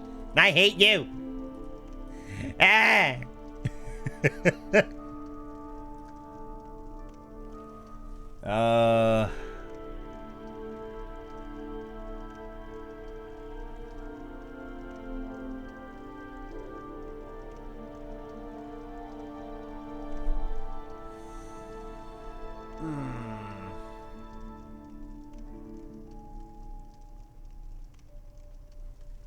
Well, let's go off of what we're doing. So it's a tiny woman who's gonna, like, wield all the weapons.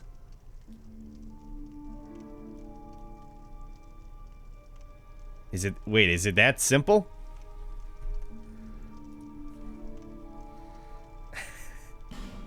Is it tiny build?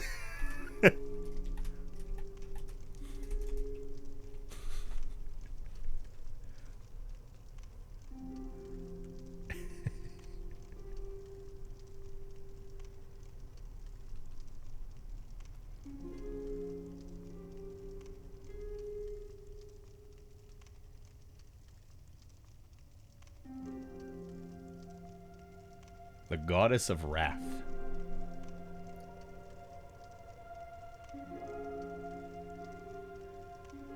Tiny small.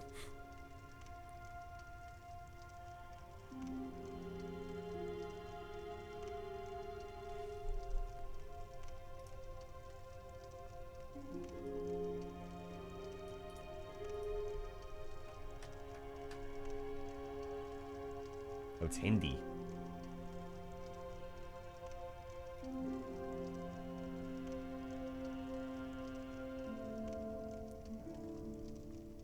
Yeah, that's a lot of poses.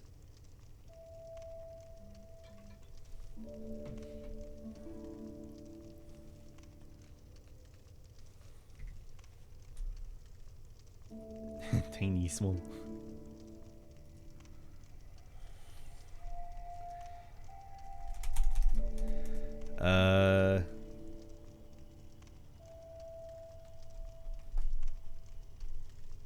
Tiny.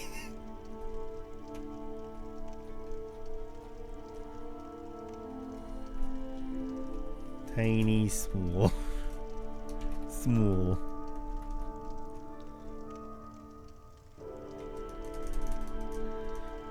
Tina small.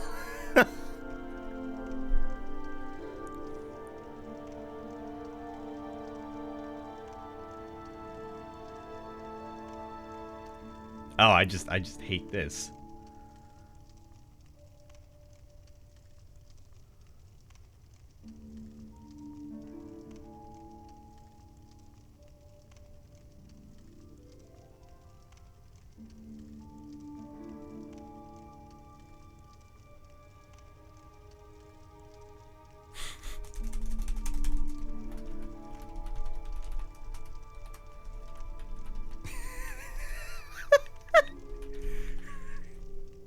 A match made in heaven.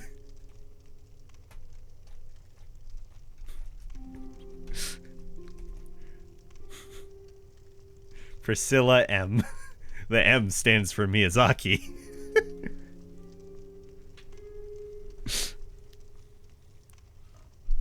I hate you can't add periods. It just gives me an asterisk. Oh, but I can add a 9. Priscilla M9.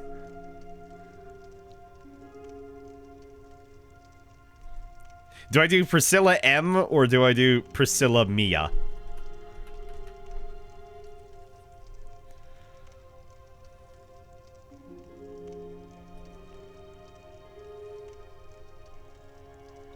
Because I think 100% I want to make the other character Big M.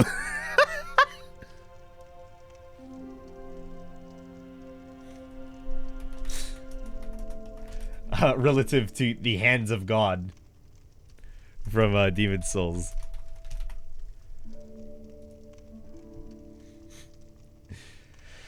A fist weapon bearing God's name. There was once a strong man who slaughtered dragons with his bare hands. His godlike fists earned him the title of The legendary Big M.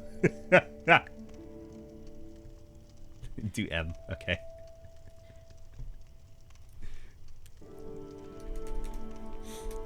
Yeah, Priscilla M. Priscilla Miyazaki. And then the other one will be Big Miyazaki.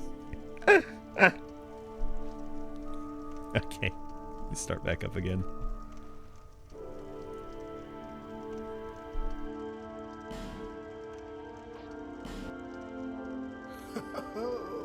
At least you know your own name. Here's your reward for sharing.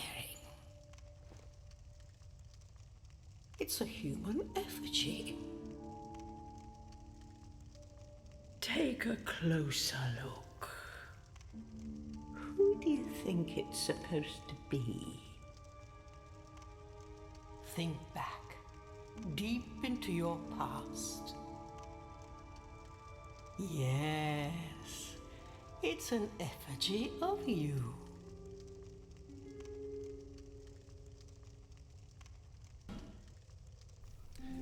Alright, let's like make a blurry ass character, because the fucking character creation always looks blurry as shit.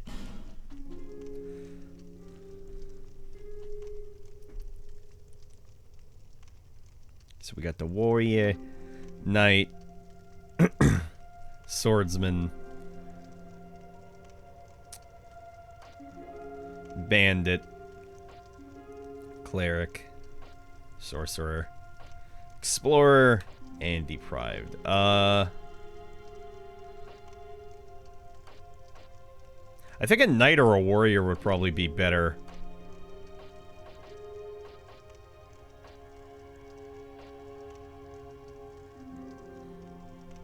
We made it to the character creation. Okay, now we just got to do the character creation. So if we're wanting to go for a quality build.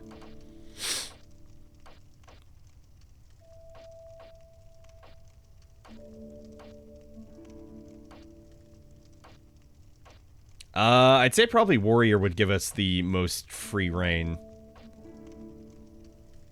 Although what is intelligence?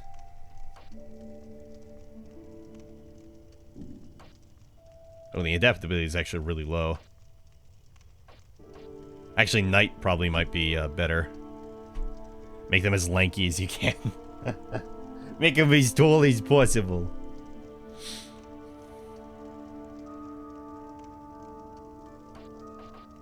Yeah, I think knight actually would probably be a better one for just going for a pure quality build without anything else.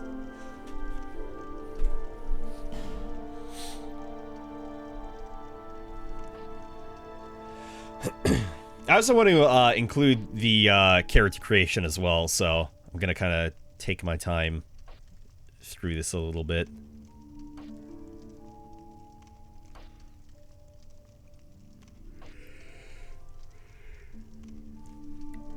Through a couple of things anyway. Personally for me, I've always seen that I don't understand people that pick the life ring.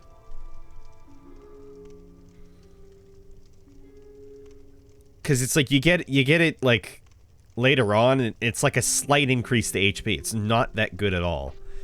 Human effigy, I think you get 1. Homeward bone. Again, I think you get like 1, and it's like it's a fucking homeward bone. Who the shit cares? Seed of a Tree of Giants. Not a terrible gift. Not that great. Bonfire Ascetic can be pretty useful depending on what you're doing. Petrified something, depending on what you get, can be really helpful. So usually I just go with the healing wares, since you get poison moss early on. And poison moss in Dark Souls 2 is stupidly expensive for some reason. It's like 1,000 souls per moss. You can only get it from Covenant Weird, Covenant Deal. Covenant one soul, many, many soul.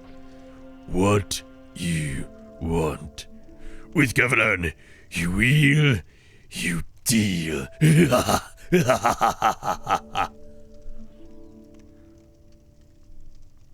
I don't know anyone who doesn't take healing wares. I think you just mean me.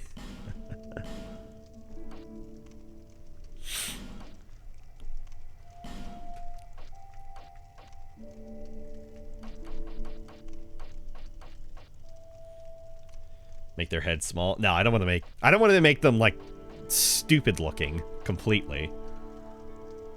Super slim but muscular. Oh yeah.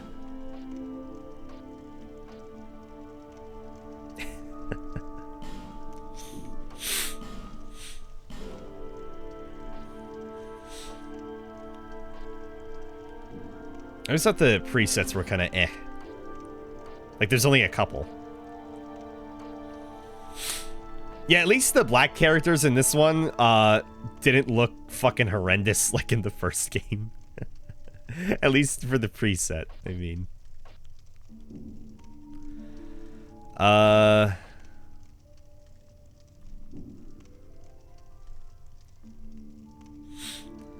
Well, at this point, I want to try to make Priscilla as much as I can, so...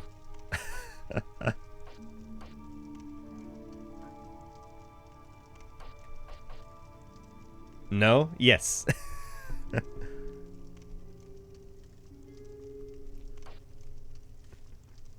Their name is Priscilla M. It's Miyazaki's waifu. She was gonna be the firekeeper. The hero. The heroine, rather.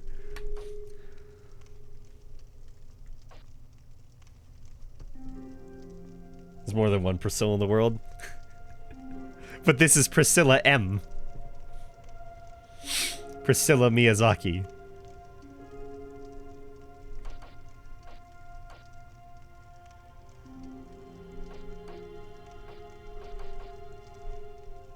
I think normally I'd like to choose, if not this hairstyle, then this one.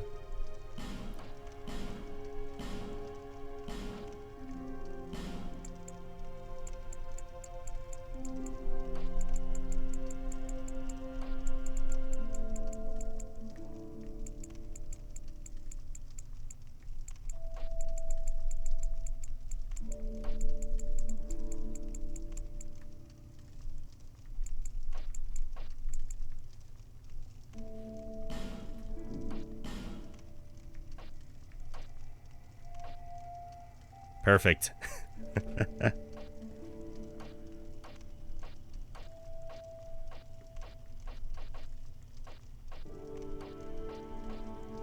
No eyebrows. No, I'm not making them look that dumb.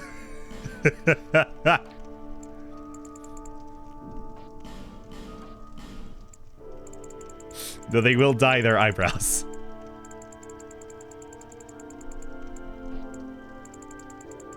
Adds character.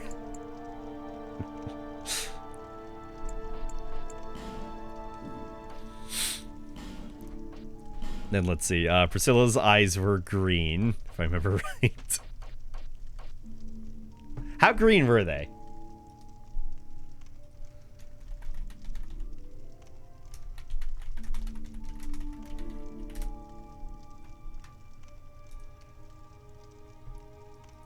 They were green, right?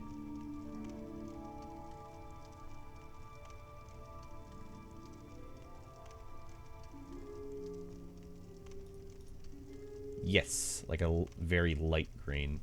Also, I'm seeing there's mods on the Nexus for Velka and Guinevere skins. Okay.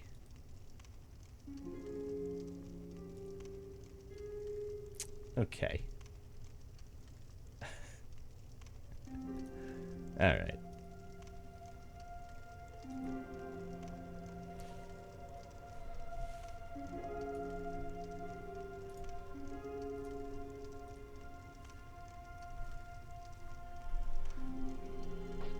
It's like a very light-ish green.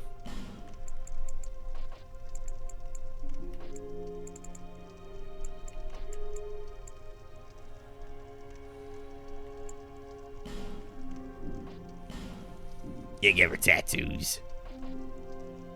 Bruh.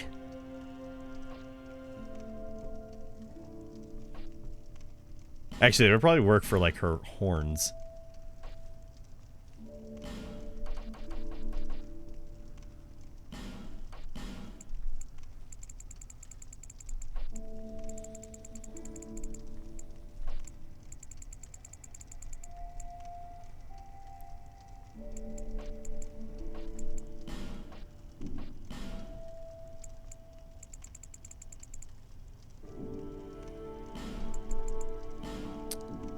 Advanced settings, away. Let me fix this tattoo. Yeah, right there, perfect. You know, that's the thing I forgot I disliked. You can't zoom in and zoom out on your own.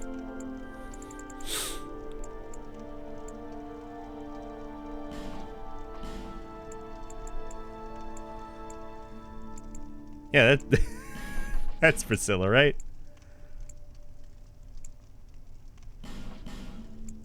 And just ignore that's uneven. Actually, it goes to like about there. Ah, that's infuriating. It's not even centered. Ah!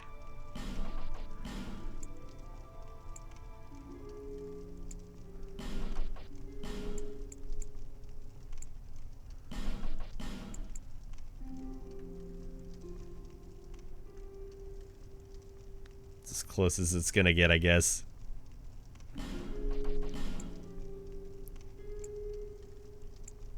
That is infuriating. There, is it looking like Priscilla? Do you see her? Is it Priscilla? Is it Priscilla?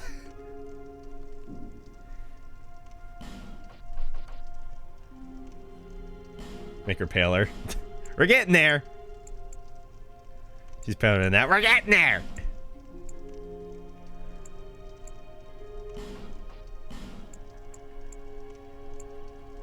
Since you're gonna make a dumb cosplay. I'm not. It's just gonna be Priscilla, and that's it.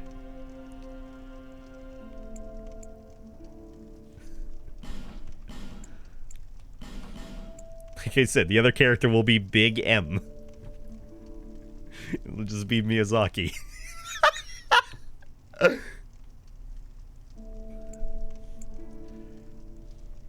I think maybe the other tattoo was probably better.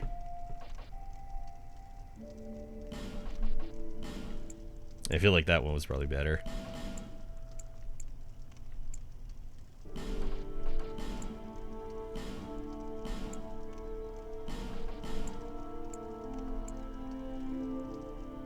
Also, it's not a dumb cosplay. It's Miyazaki's waifu. You can't just talk to her like that.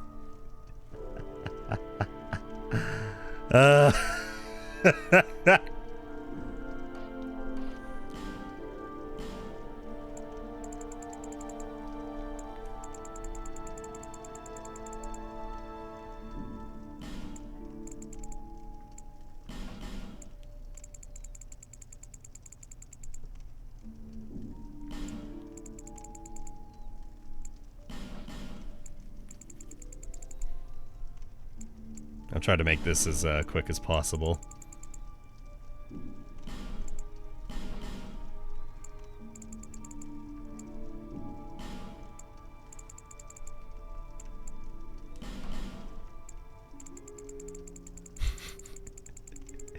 There she is, my queen. Guys, it's her. It's Priscilla. Look. It's really her. It's not. It's Priscilla, not my grandmother, Priscilla. It's Miyazaki, Priscilla. Jesus Christ.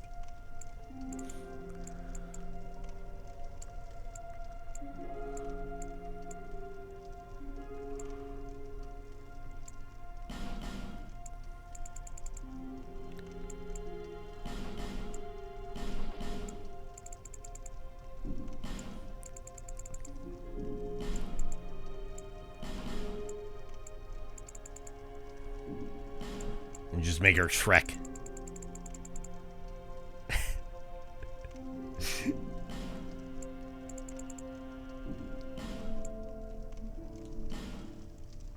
Yep, there she is, Priscilla.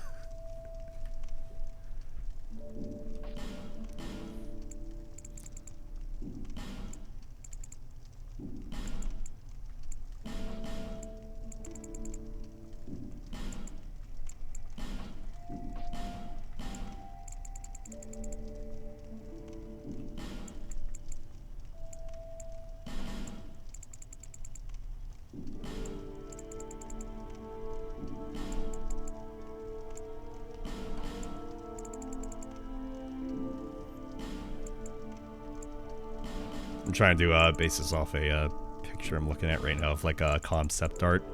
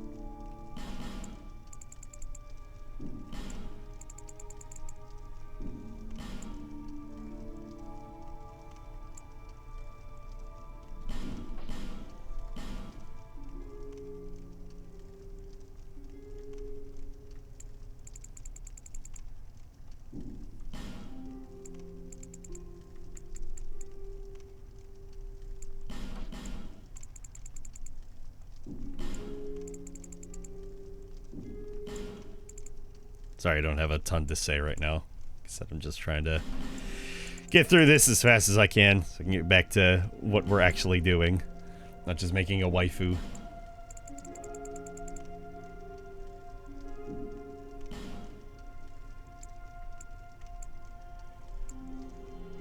His nose slanted up 76 degrees and not whatever the fuck you did there. You fucking disgusting fake fan. It's not even done. I didn't even get to the nose yet.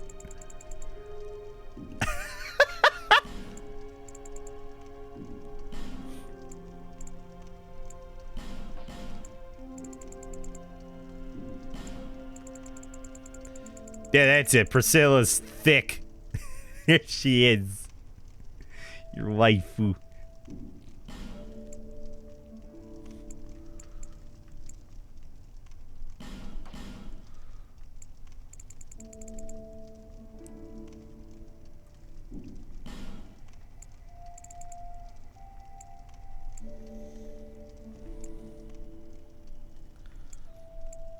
Yeah, I appreciate about the character creator in this one. I think it's in Dark Souls 3 as well, but you have a difference in lighting while not even changing the lighting necessarily, because you have what they look like, you know, in bright light, and what they have, or what they look like in a, you know, darker kind of light. It's like, it's something you don't really notice until you've done this like 100 times. So it's appreciated.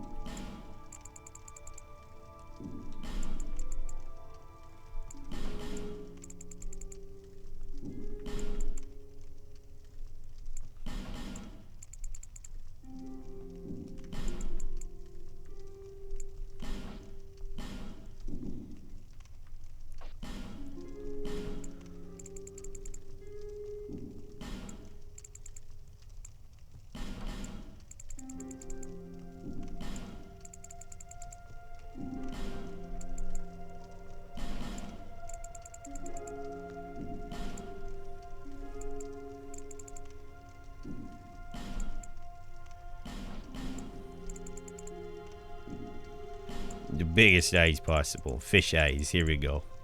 Yep.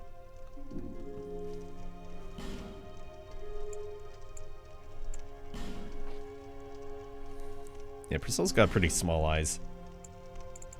Pretty small.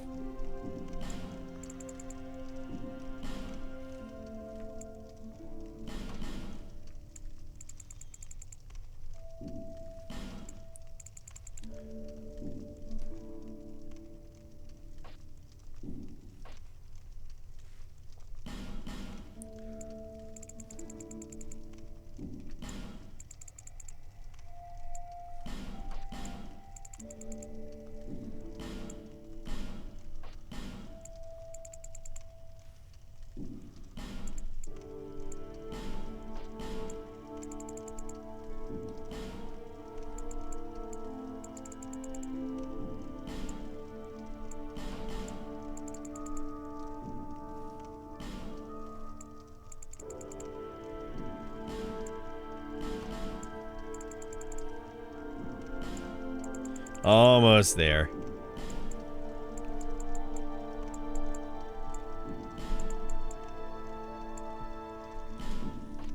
Okay, now we'll fix her dumb nose.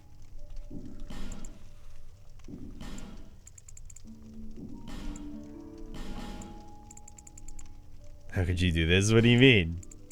Doesn't look like Priscilla at all, if you compare the two. It's Dark Souls 2 character creator. It's not that great.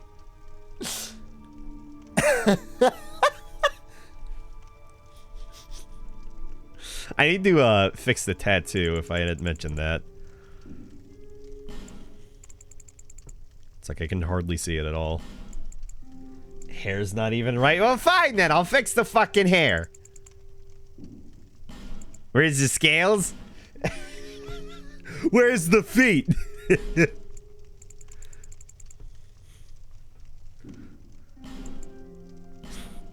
Shaking my fucking head, my head.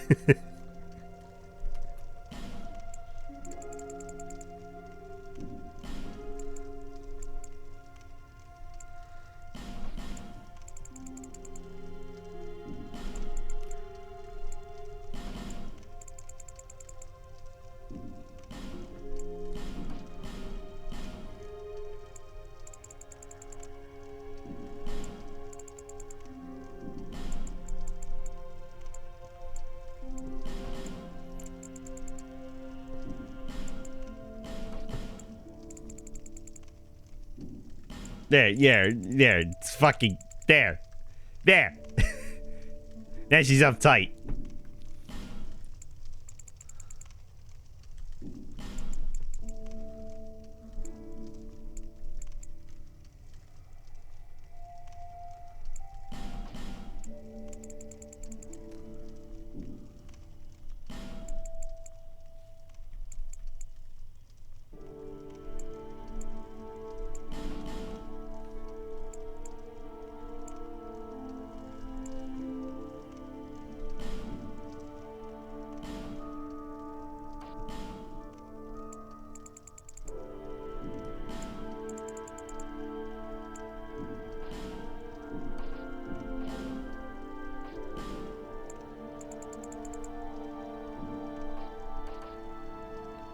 There it is.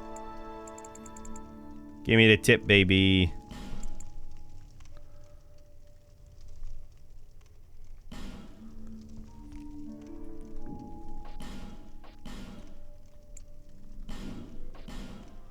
Okay, lip shape. We're almost there. She's just really, really happy to be here.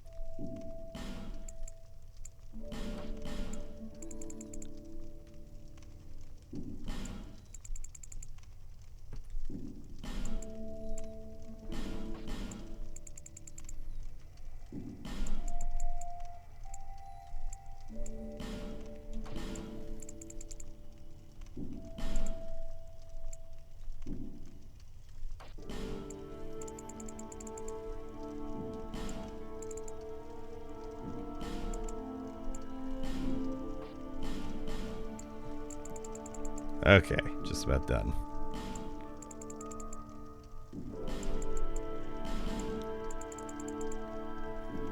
This took longer than I thought it would.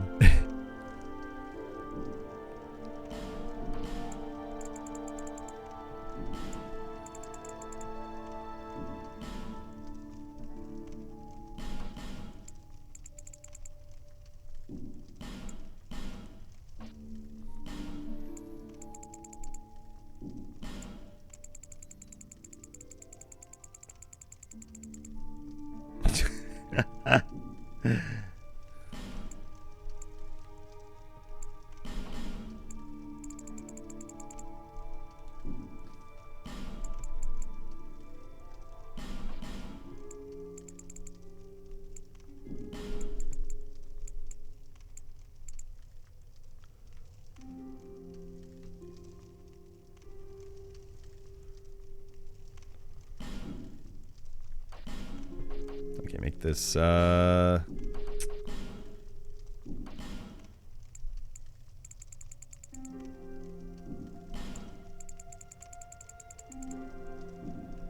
yeah, so definitely darker.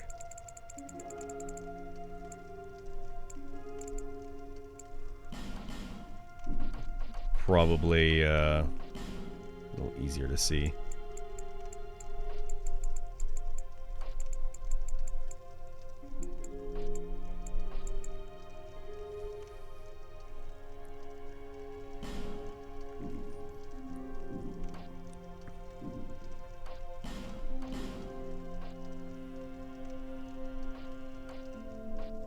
That's the longest hair we got, isn't it? Is this Priscilla hair?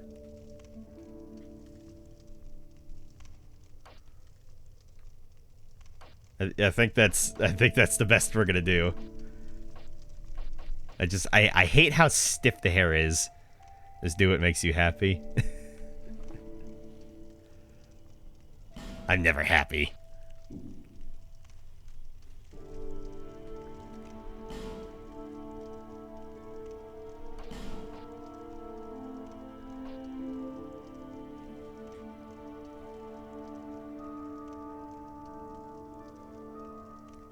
It's like people are complaining about the fucking Demon Souls haircuts. Jesus Christ, these ones are fucking, ugh, just not good. I think the men have a few more options, but like they aren't that much better.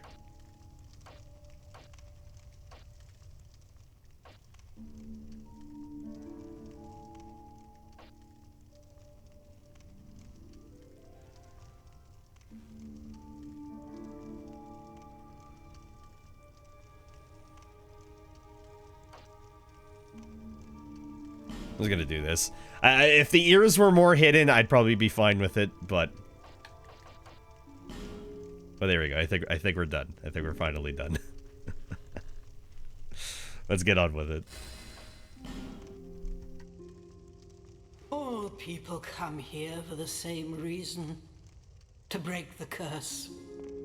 You're no different, I should think. Doesn't stand a chance. Well, you never know.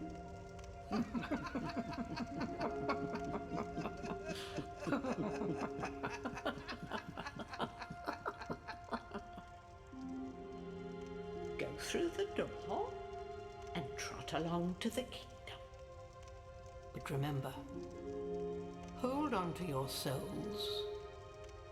They're all that keep you from going hollow. Oh, I'll fool you no longer. You lose your souls. All of them. Over and over again.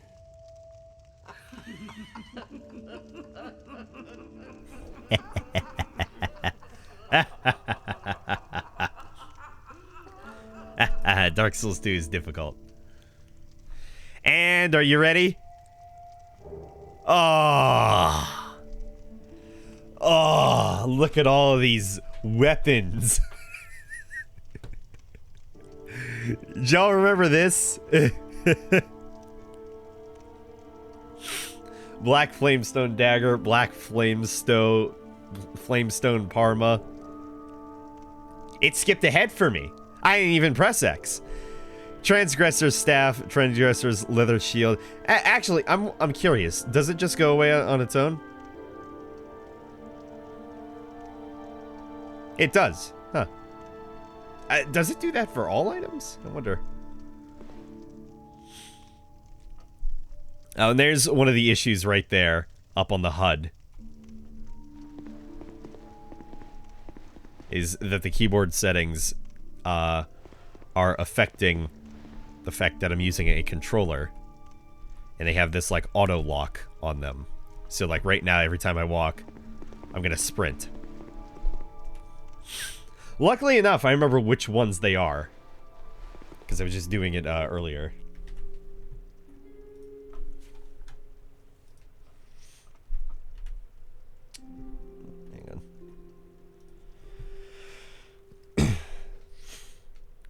Here she is. It's Priscilla. It's really her.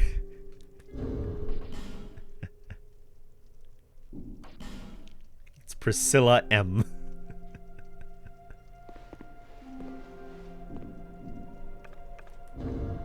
Wait, where? Oh, okay, they're not on the HUD right now. I was gonna say, where are all my healing wares?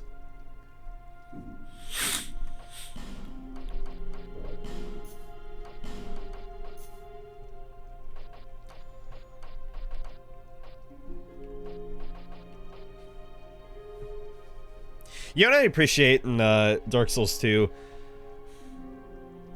Yeah, I'd say I probably appreciate it. Is that min rolling isn't really a thing, and it's more so just dependent on your gear. Is you roll a little bit farther and a little bit faster. That's really it. Rather than there's just a completely different type for each. Because I mean, Dark Souls 3 even did away with that, so. Oh, let's check out these, ooh, all these DLC pre-order weapons.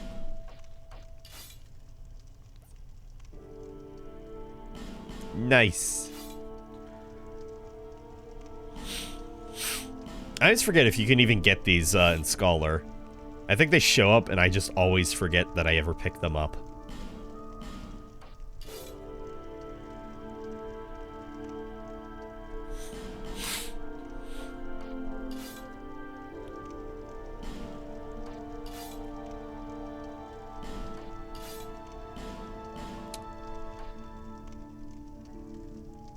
Or wait, actually, can you get these from Chancellor Welliger? In like a later new game? I think that might be it, actually. You get them much later on.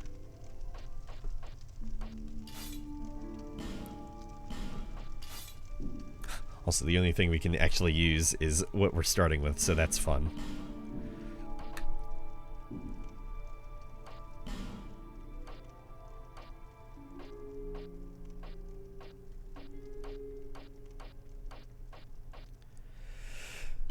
And then we have all the DLC items, so we can actually access these like immediately as soon as we get them, or get to them. Forgot about that.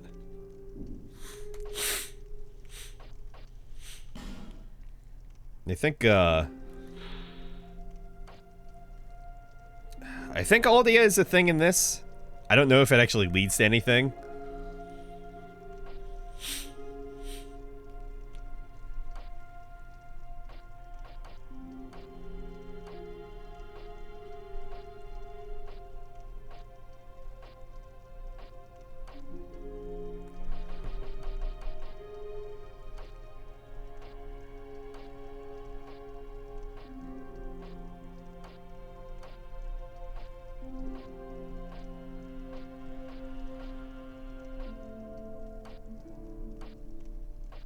Just in case. If I need to ever talk over anything.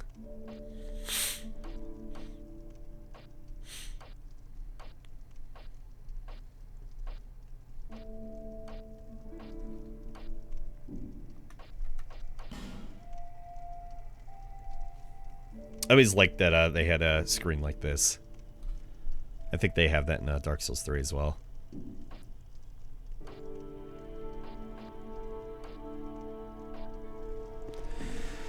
Okay, let's go ahead and talk to everybody in here. This is a limbo. A link between Drangleic and the outer world. Fair traveler, I know that you must have a story. Why else would you visit such a place? This lost, decayed kingdom. My name is Millibeth. The old women were once firekeepers. I am here to look after them. And we're all wearing red. It is what my mother did, and her mother before her, and so on.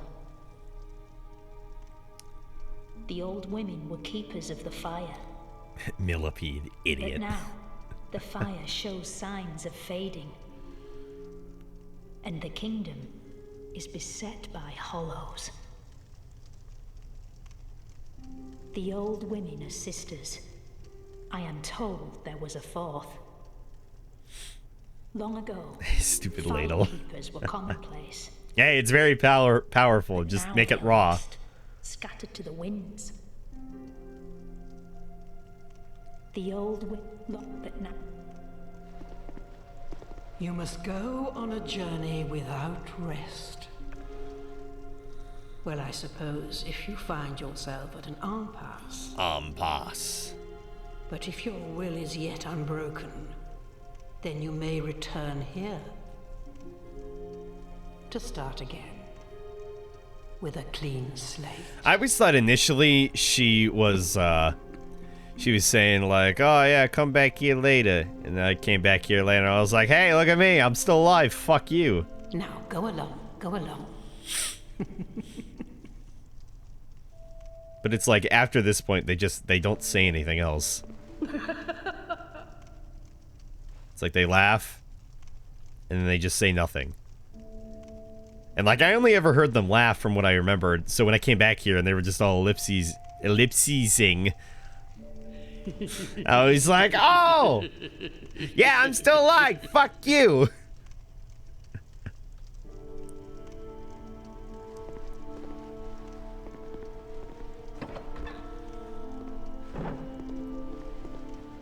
Close the door for now. They barely have any wood there to last. Get some more wood for them.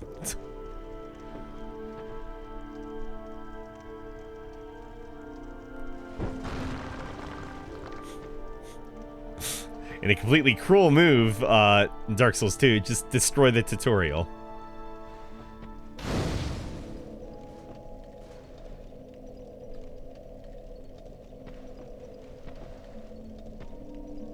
I didn't know you could destroy this? Yeah.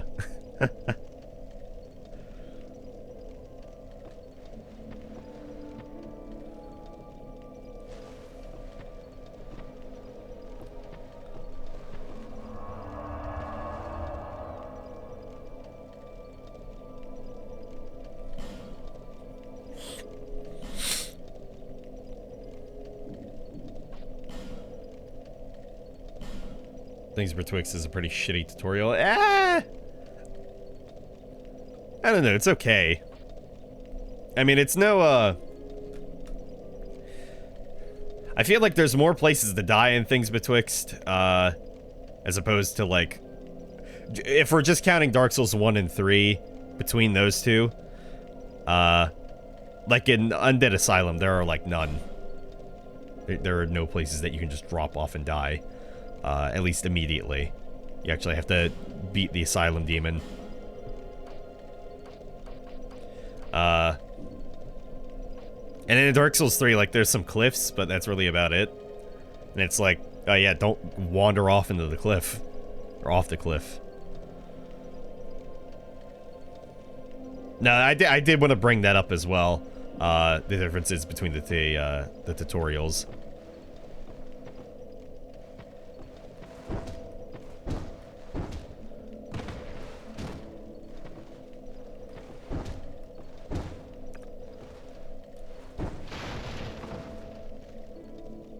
Actually, you know what I just realized? This is here probably to tell you that you can destroy objects in the environment. So you can get past shit. Then it gives you a torch. Huh.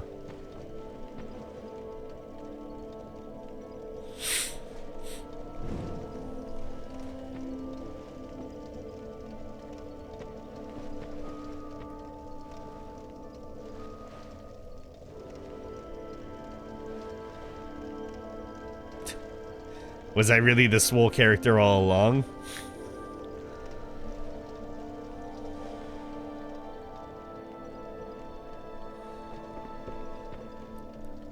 Still confused by what you meant with a I want a snow area in Dark Souls 2, but Aluminum Lois doesn't count. Again, I think I just meant like snowy fields. I don't know. I don't know, I say things and I'm just dumb. Ignore me. For I know not what I say.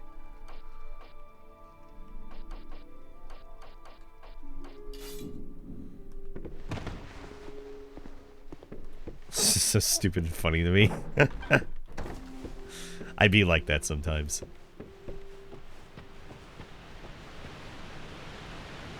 By the way, I don't think I've ever said this. I fucking hate the female animations. Like, compared to the males, they just... Like, your knees are so fucking put together. Also, that's swole and just the skinniness just...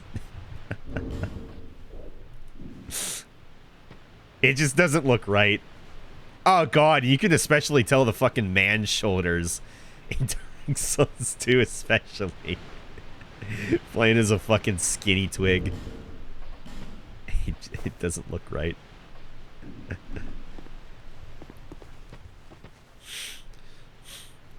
Why did you get those weapons? Like I said, it was just a matter of the pre-order. I don't really have control beyond that.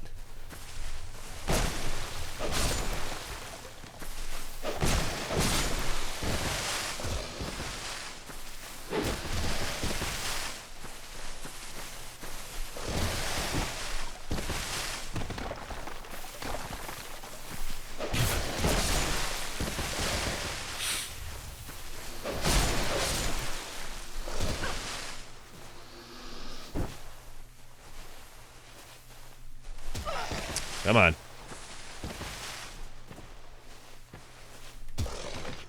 Okay, he's like attacking immediately.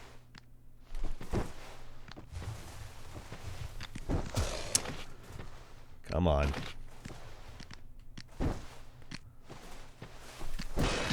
There it is.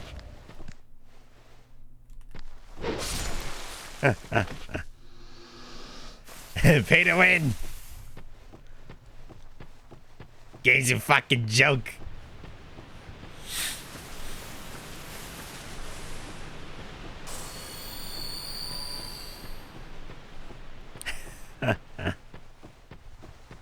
Super deluxe. Oh, I thought you almost parry every enemy. Oh yeah, I'm gonna bring that up. I'm gonna bring up Parry Soul's parry, Scholar of the First Parry.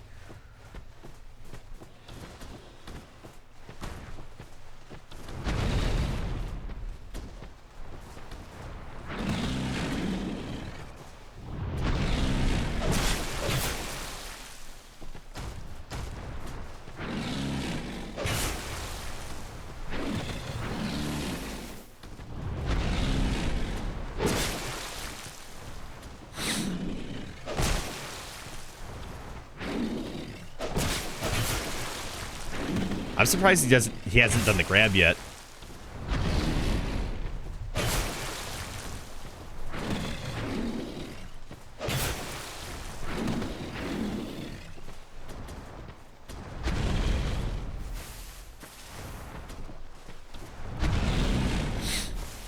It's like I wanted to kind of do the grab.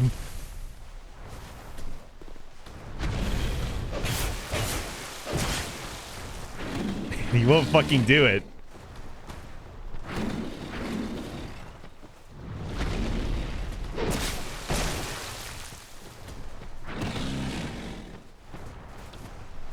my god.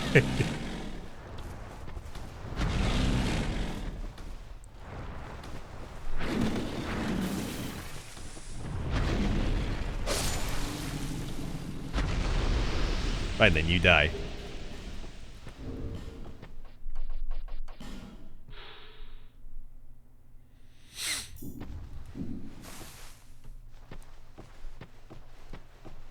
Yeah, like, it didn't do it once is what I'm surprised about.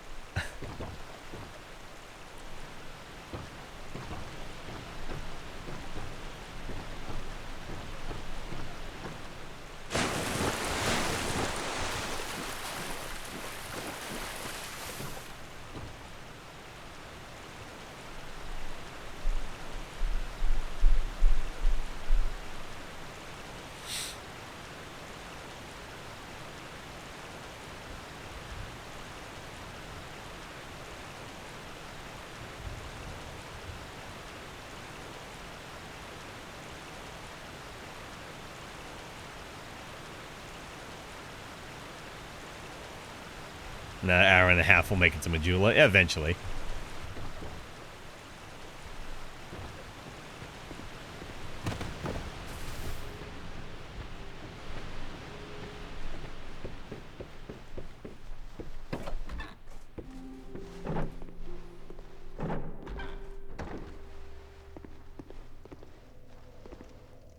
I think that's another thing that was added that wasn't in Dark Souls 1.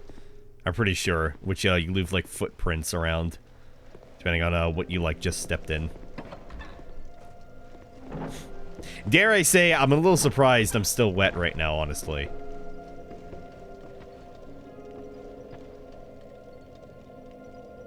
Like, I don't think I should still be wet.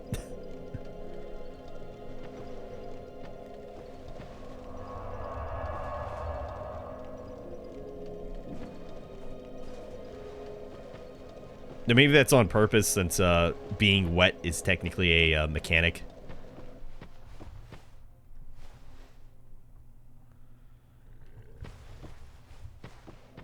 Yeah, no, I'll mention the armor as well, and the fashion in Dark Souls 2. It definitely is the best. Like, bar none. In regards to how much there is, in regards to just the coloration, the variety. Okay, so that crack does lead out to Majula. I don't remember there being like a big, again, like just like a big crack on the other side, though.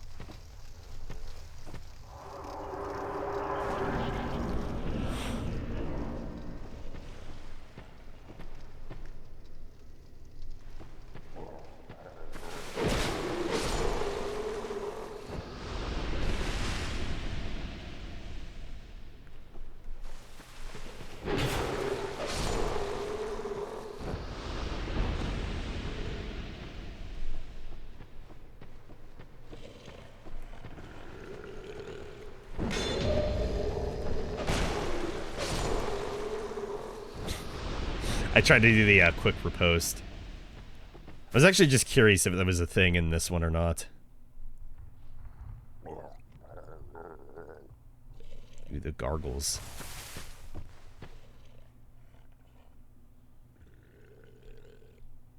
was like, I can't tell what the shit this is. These little white things. They're falling really fast, though. I feel like that's an issue with this version, maybe. Like, I don't think they're bugs. It's supposed to, like, simulate a lot of wind.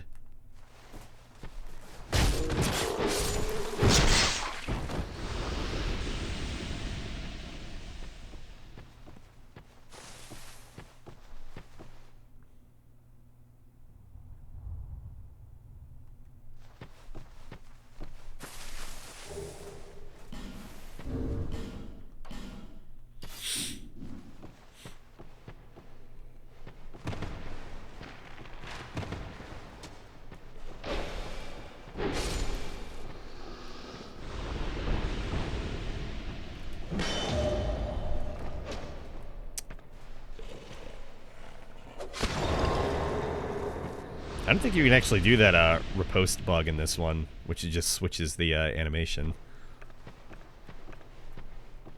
try another enemy if I can find one.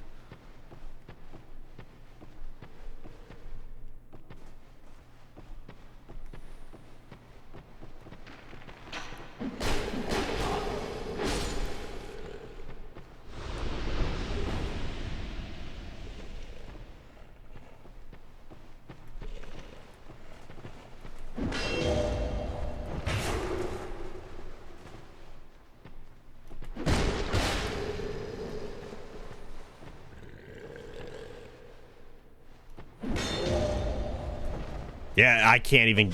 I'm not even able to do it, I don't think. Yeah, for no good reason. I think, like I said, I think it's just a bug.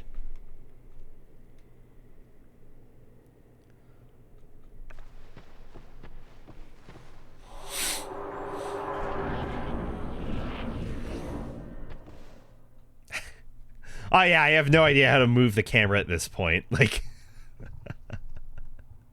Some fucking tutorials, man. They just... they make no sense. You, give it smooth. Yes, you! Give us silky!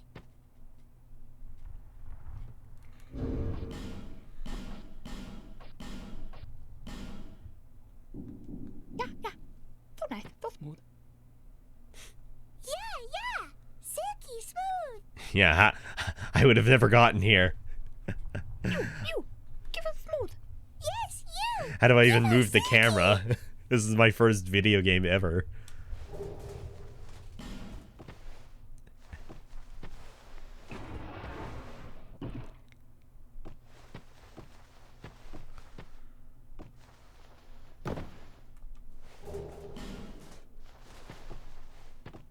Light scones with a torch. Wait, is that difference in Scholar? Or, sorry, this one? I don't think it is. Also, I'm about to see the weirdest fucking thing here.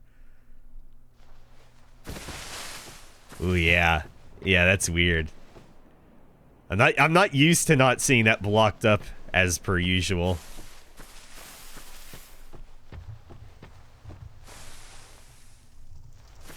Alright, so I'm gonna go through everything, and then I'm gonna come through with the, lighting the scones again.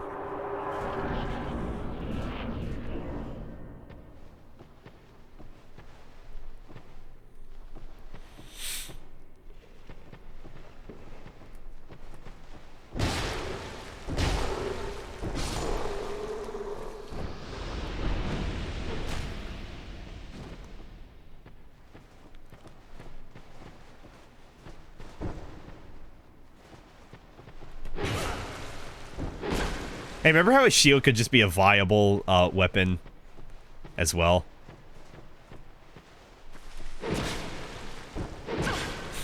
If only I could parry with it.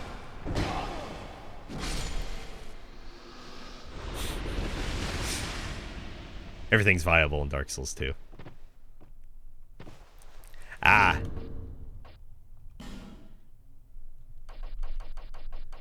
So yeah, this is the first game as well that you were able to set which jump you want, because people were complaining that they were jumping by accident. I still keep it on B though, because that's just... I played Dark Souls 1, that's just what I remember and know. Just feels the best to me.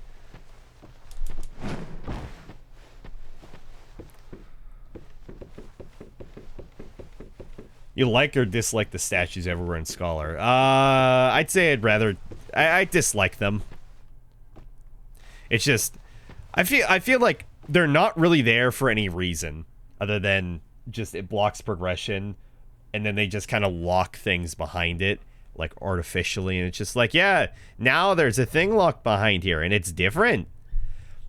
Which usually the case is either it like opens up a shortcut, or you're able to access like a petrified, or no, sublime bone dust rather.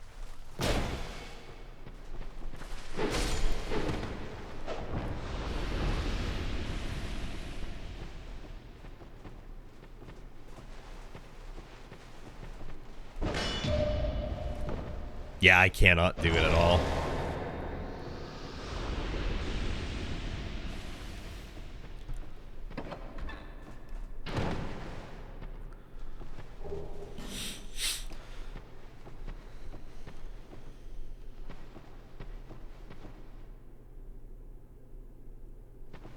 And it's like, of course you're gonna go over here. It's a fucking door in a tree.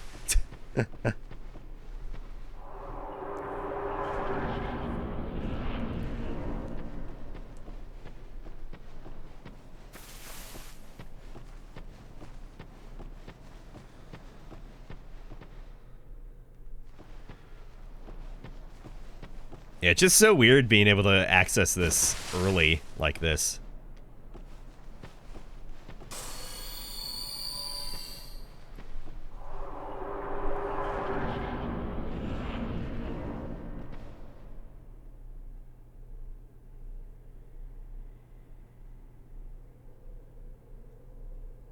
I kind of like that. In just a bizarre manner. Oh boy, the Dashing Saint. Thank you for the follow. Hope you're enjoying the stream. Search your surroundings. Yeah, because there weren't too many interactable like objects like this in Dark Souls 1, I think. Here because Rev is hosting it. Oh, nice. We're glad to have you.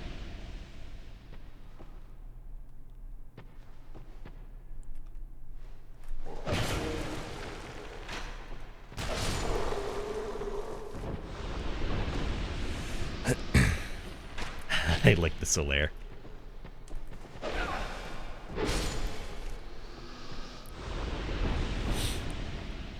Oh, was that the only one in here? I just forget if there was another one in here or not. It might be in Scholar. I'm gonna make so many allusions to Scholar just starting out.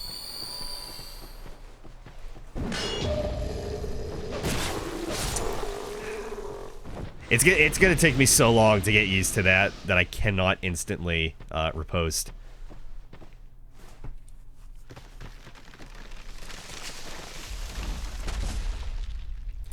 And the good news is though, is that there's no pursuer down here. Pre-order shield. It's been a hot minute since I've seen it. Yeah, I can't remember. I'm pretty sure you're able to get these in like New Game +2 from Chancellor Welliger. I just don't remember from offhand, but and all the pre-order weapons as well.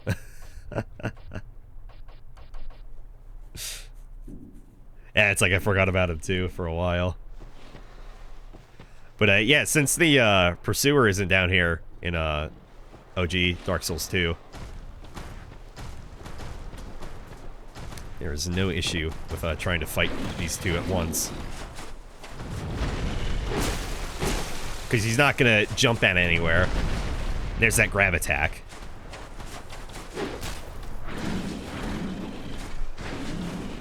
Welliger sells them after killing Velstad, if I remember correctly.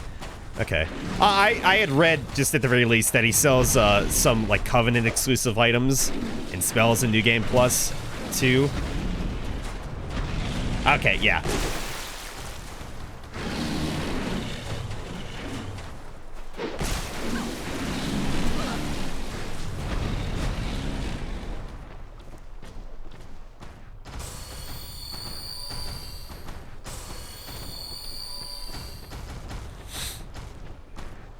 Yeah, the little one set.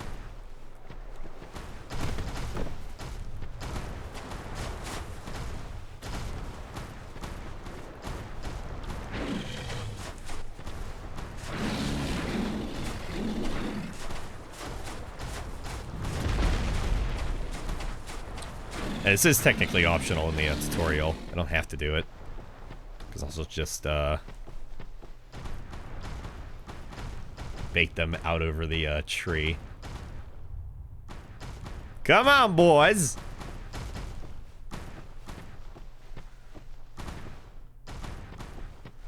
I gotta bait your bum bashes and your spins.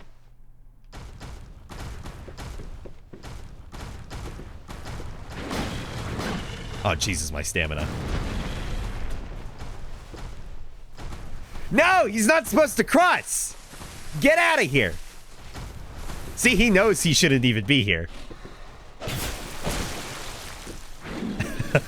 Get out of here!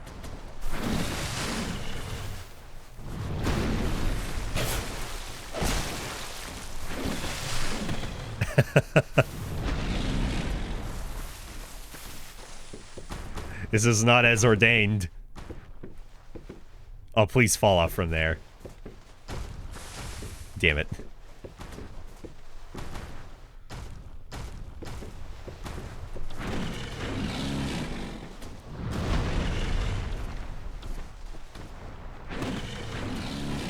He's going places.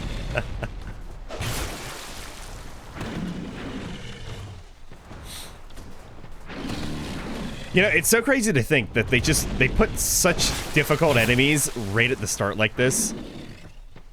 Especially 2 of them. Like, the other one with the stone ring, I feel that's fair enough, but, like, there's 2 of them here, and you don't get anything worthwhile from what I remember. Yeah, there you go.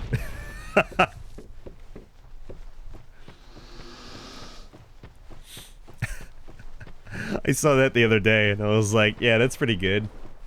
Excuse me? Yeah, I saw that the other day. I never thought that was a thing.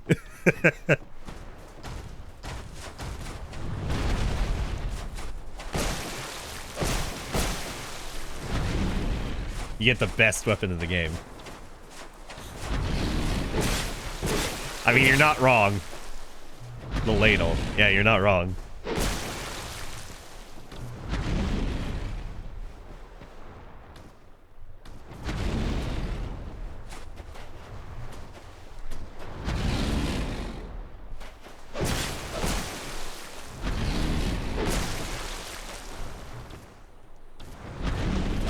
I miss how strong backstepping was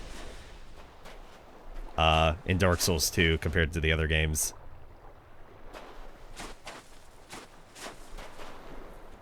Oh, you ready to see some fucked up legs? Oh, they just tuck in.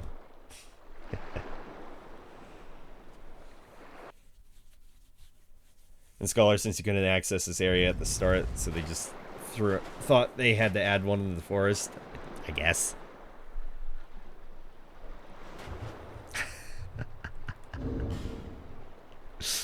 He's beautiful. He's beautiful. I like that's the only reason this is here, just so you can change your gender. It's not even like, oh yeah, you can change all of your entire appearance. You just need to spend some... Nope. Nope. Just male or female. Dick and balls or none.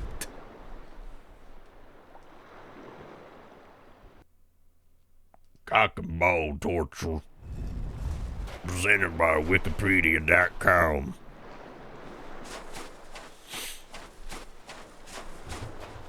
Next to Kale's helm, it's one of the earliest stat boosting items. What is the wait, you mean the ladle? What does the ladle boost in stats?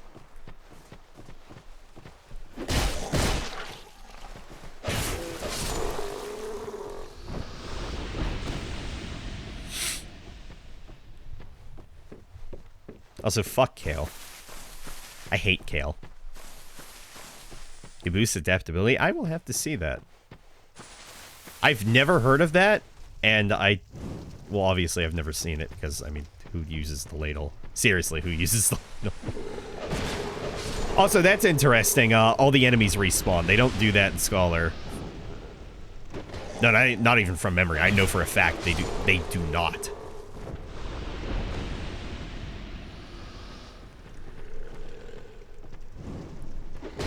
I'm just gonna run through and light things up since I only have 3 minutes on my torch.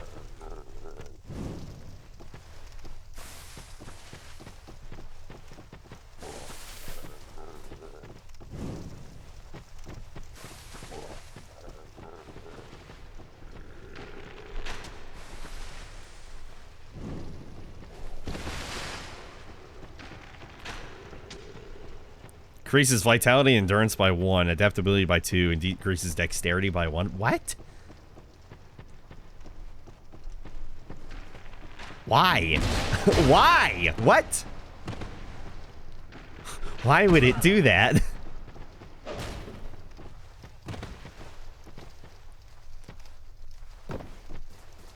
Yeah, just one of those really random things in Dark Souls 2.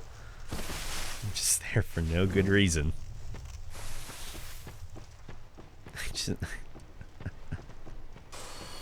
What?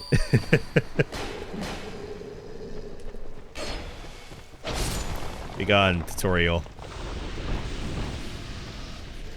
No, I don't want to be knowledgeable anymore. I want to be happy.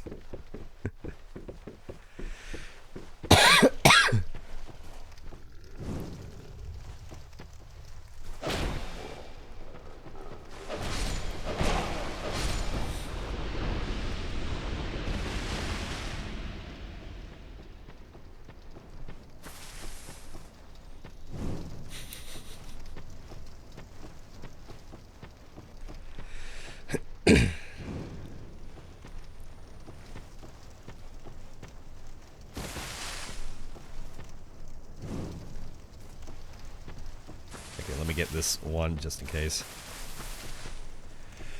Yeah, it says like the scones. I'm honestly not expecting there to be a red phantom, unless that was like added in the patch. There was not one originally. There was no reason to like these scones.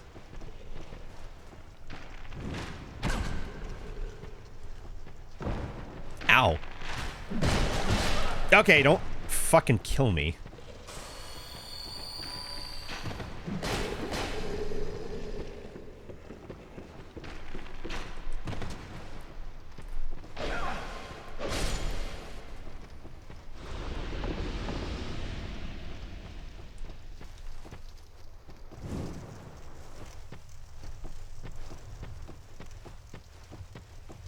That was the last one.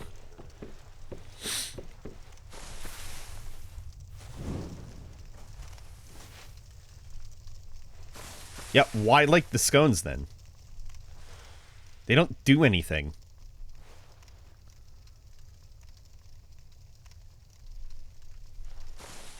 Apparently it's only in Scholar. Why the hell would there be a message then saying like the scones? In like a secret spot. That makes no sense. Like Yo, give it more. Shh. Dina and Tilo. Light scones with a torch. Is that just like, yeah, you can do that? Is that just like, yeah, you can do that?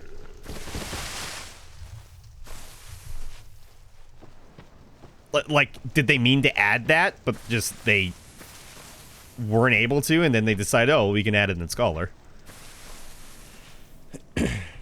Italian grandmother's wooden spoon has mystical powers we can't comprehend. There's your lore.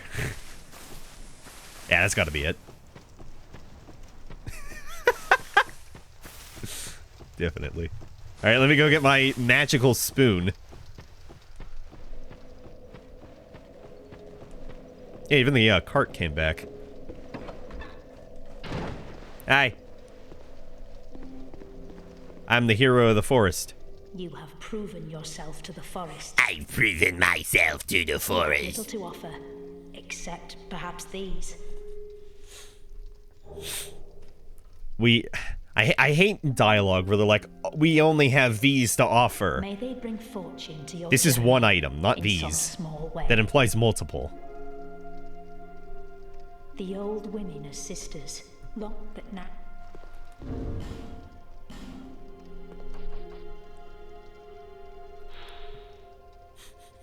Just like 10 durability, 20 damage. Ordinary ladle. It does! What the fuck? Why is that a thing? Dark Souls 2, why do you exist like this? Why does it lower your adaptability especially?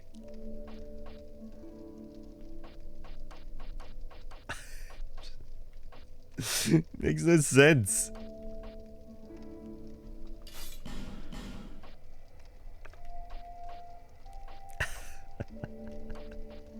And the ladle, it's OP. Only in strength. Mundane ladle. Oh, it was a mundane ladle. I was thinking it was a raw, broken ladle. It's mundane. Yeah, I was gonna say simple earlier, but that's not the right one. Yeah, mundane.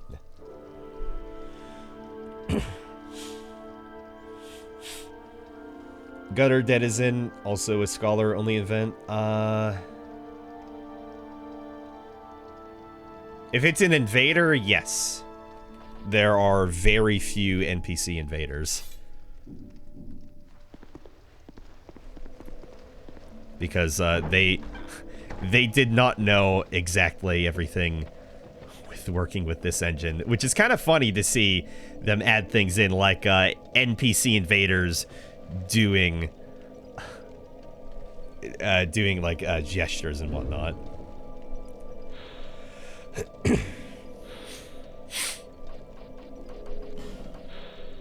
Let me set up my useless gestures. I'll be surprised if I see like anybody during this entire playthrough, because I'll probably keep it online.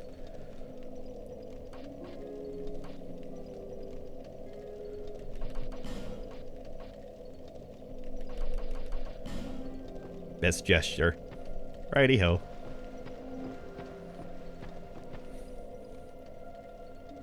Alright, okay, well, let's get to Majula then. We're getting there.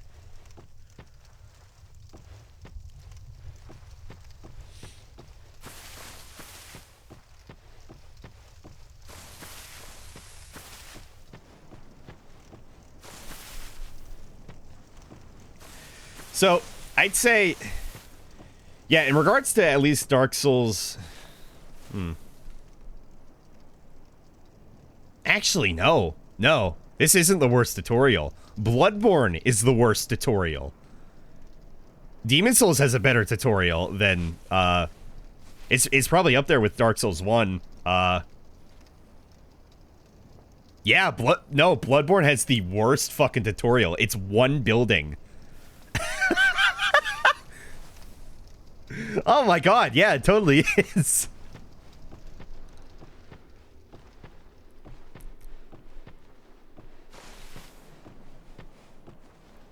Yeah, I'd agree with the gesture bit. The tutorial is die. I mean, aside from that, it's like all the messages are just like right there, together with each other. Like, granted, Demon Souls, you know, it has the helpful hint spot in the Nexus, but I mean, again, there's the literal tutorial in which it tells you, you know, mechanics, and it's just like the other bit is just more in depth. The tutorial is the whole first level of Yharnam. I disagree with that. I would say we can call it a tutorial if there are developer messages telling you how to use the controls, like all over the place. And I mean, those stones pretty much litter the entirety of Things Betwixt. And, you know, Undead Asylum, they're everywhere to the developer messages. Dark Souls 3, they're everywhere in the in Untended Graves. The tutorial ends when you can level up.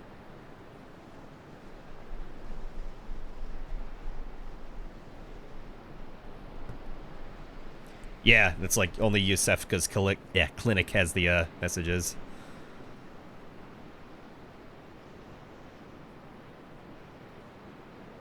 That's an interesting argument to make, though. Tutorial ends when you can level up.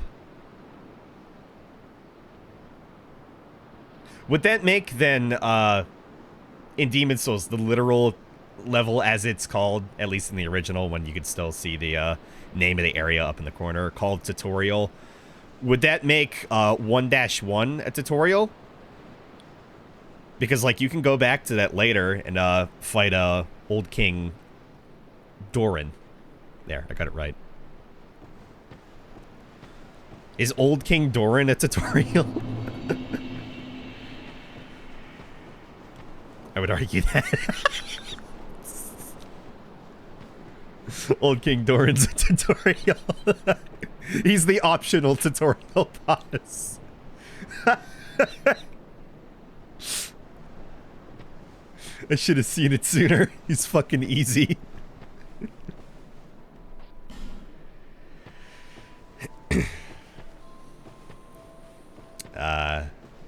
Music kicks in.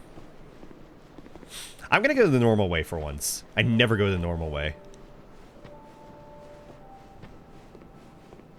I think since the beginning, I've always gotten the binoculars first. This is actually really weird. I never come this way.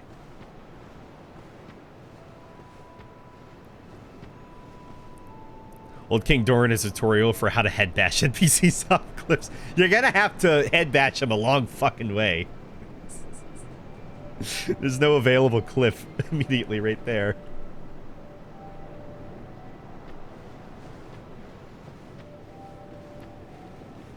So I don't know if it's if you're able to really tell, but compared to Scholar, as I was saying earlier about like Hade's Tower of Flame, it is much darker looking. Like the lighting is not as bright.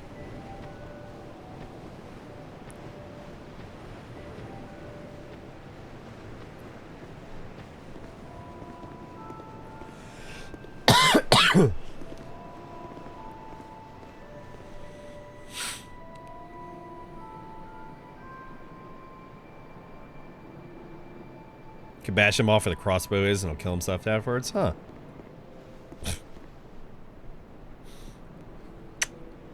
It's a lot of deaths. Oh, that is it? Yeah. Wait, no. Fuck. You know what? I checked this earlier in Scholar, I think. I think it was at like 400 million. That's very interesting. There's more deaths in Scholar, since that technically is like the definitive game. Yeah, 378 million. That's another thing that's just like, hey, this game's difficult. Look at how many people have died.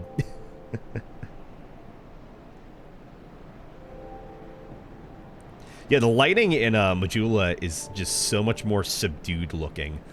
Like, it really feels like the sun is just about to set. Like, it's dusk, almost. Where it's like in Scholar, it's just like fucking, it's so goddamn bright. Like, you cannot even see, like, any outline of the sun. It's just, ah, there's the sunlight.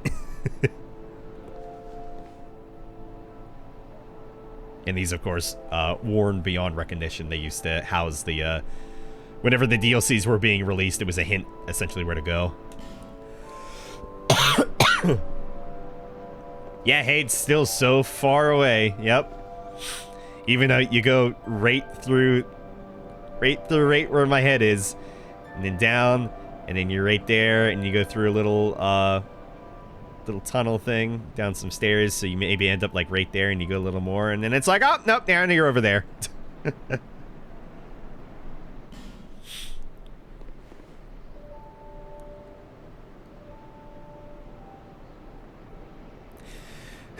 Yeah, I heard somebody say, that the Majula theme makes them very dizzy and just nauseous.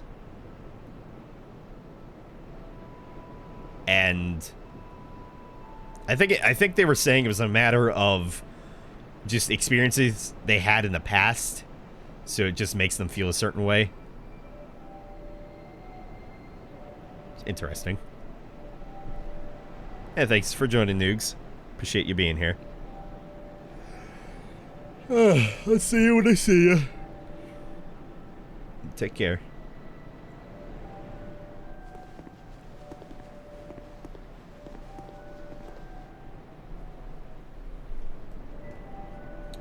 Let's see. Yeah, you know, I'll stop that half there. I appreciate you being here, Dash and Saint. Thanks for dropping by. I normally don't stream at this time, usually much earlier in the day, but hey, I hope to see you around. I'll be working on this project for a long while, so I'll probably get in some late streams here and there. Probably a little later than this, if anything. But yeah, take care. I might actually hop off soon. Anyway, I'm starting to get a little tired. Only 3 hours, but this gives me a basis to start off, at least. The water. It looks alright.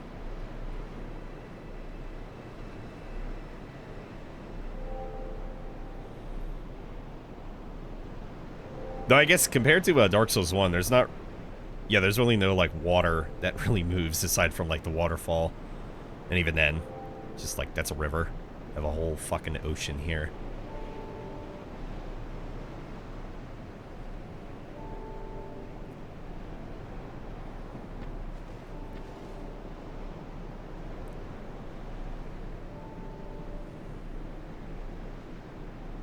Sounds of the waves.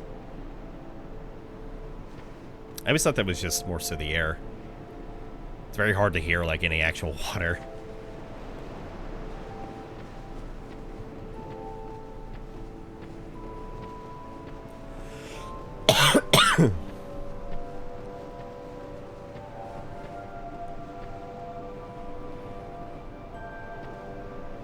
You know, yeah, I'll go ahead and call it here.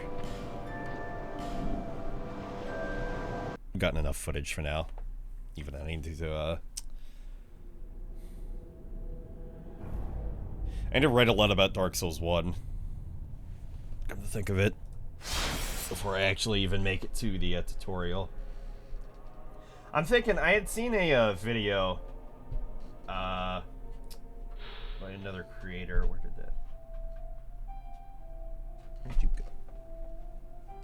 There you are. Video by another creator. In which... What was it? They, Oh, it was a Dark Souls 1 video. They went through, every single area in depth. Get to see that fully, but... Appreciate my controller not being the fucking mouse. Thank you. Thank you. Yep. I totally love when my controller is the mouse. Thanks. Thank you, base theme.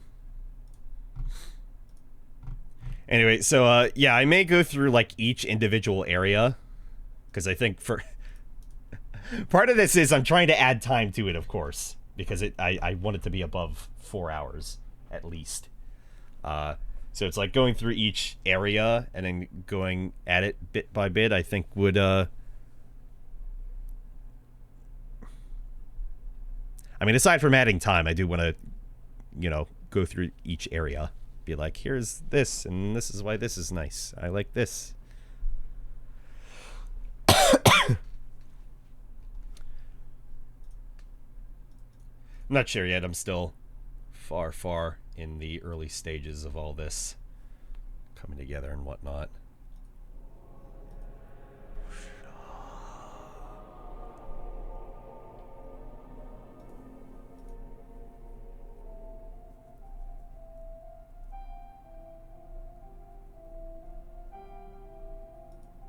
Also, apparently Bry's still here, and it doesn't seem right.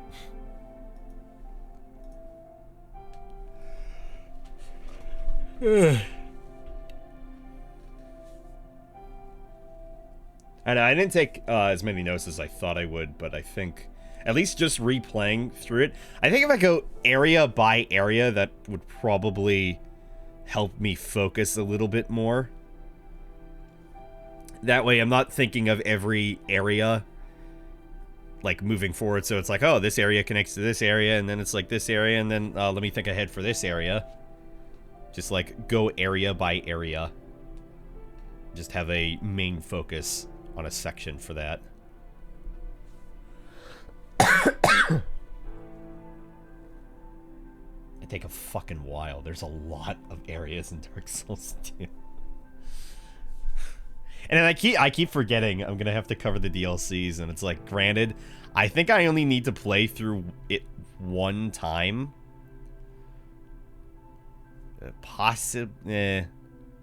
No, considering the spells and whatnot, I'd probably have to go through it again.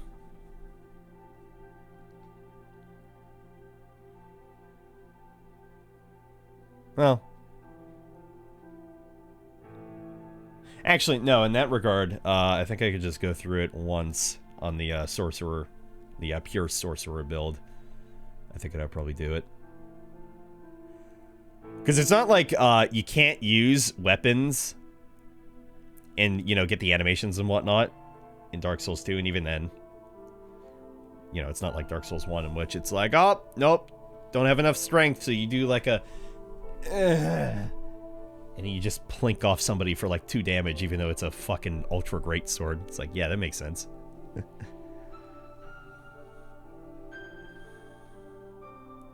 Yeah, I'll have to think this a bit over.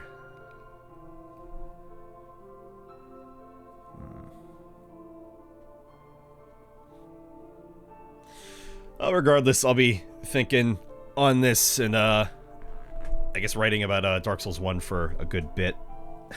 Until I can actually get to Dark Souls 2.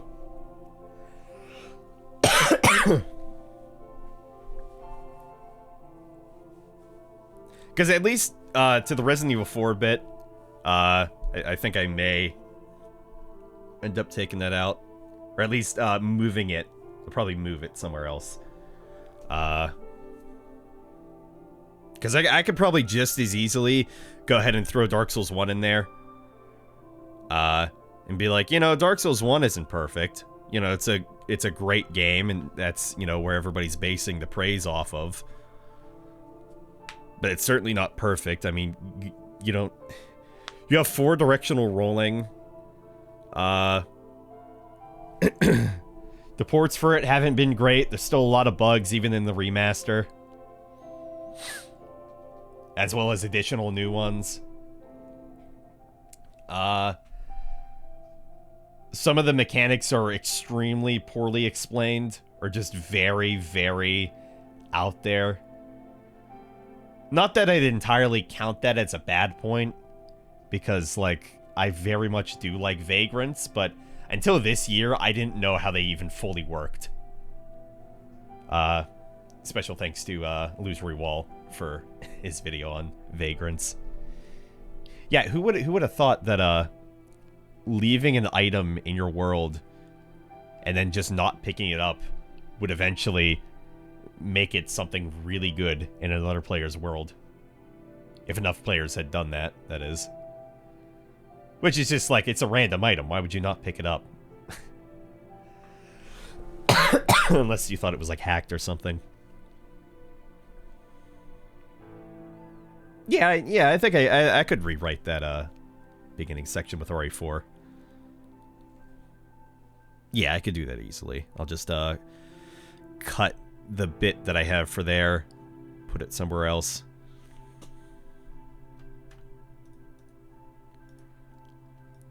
Thing is, well, I'm trying to find a tone between, and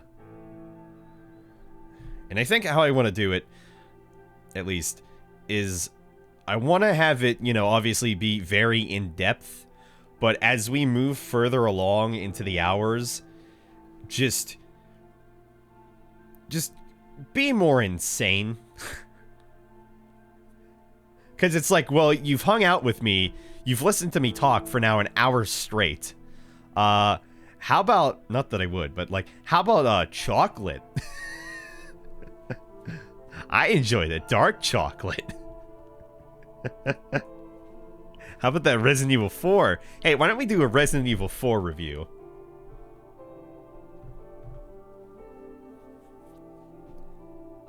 In fact, going back to Action Button, what was it? I think it's in his Last of Us 1 review. He just starts reviewing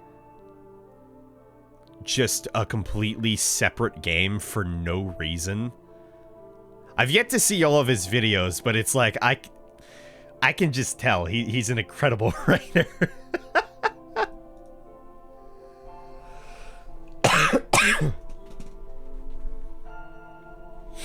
Anyway, I'm gonna go ahead and head out. Dad's visiting tomorrow. I haven't seen him in probably over half a year at this point. So I need to clean a little bit more before he comes earlier in the morning tomorrow. Get some more writing done. As I said, I probably won't stream every single area, But it does help me at least collect my thoughts a little bit more. And I'll see moving forward. I'd appreciate the I don't know, getting the message out like, hey, this guy's making a 4-hour Dark Souls 2 video. Just point them towards me, because it would be nice to have more people to discuss this with. The more the better, of course. But at the very least, when all is said and done, the video's up, and hopefully it doesn't get any copyright claims, I'm gonna try to... I'll try to stick to some more free music if possible. Though I'm gonna have to go into a section in which it's like, here's the music. Here's the music compared to Dark Souls 1, for example. So we'll see how that is. Because it's like, I definitely do want to touch on the main theme, for one thing. The menu theme, I should say. But the more people I could have talking and discussing topics on like this, the better I would have in regards to like more like wide opinion pieces, I guess, within the video. Like, again, earlier I was asking, why do people exactly dislike Dark Souls 2 so much? And it's like, aside from the combat, the soul memory, the quote-unquote lie that was the release version, and it wasn't anything like the early trailers had shown, at least in regards to lighting.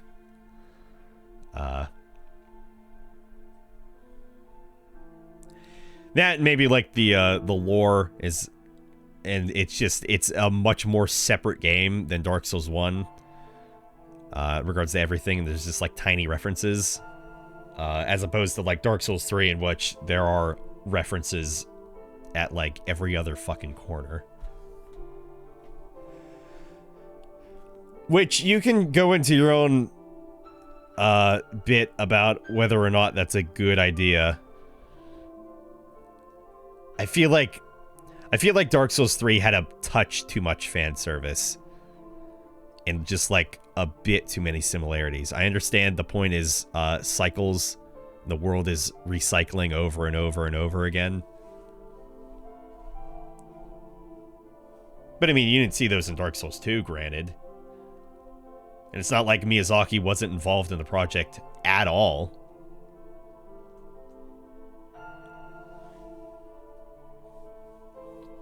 Curiosities, at any rate.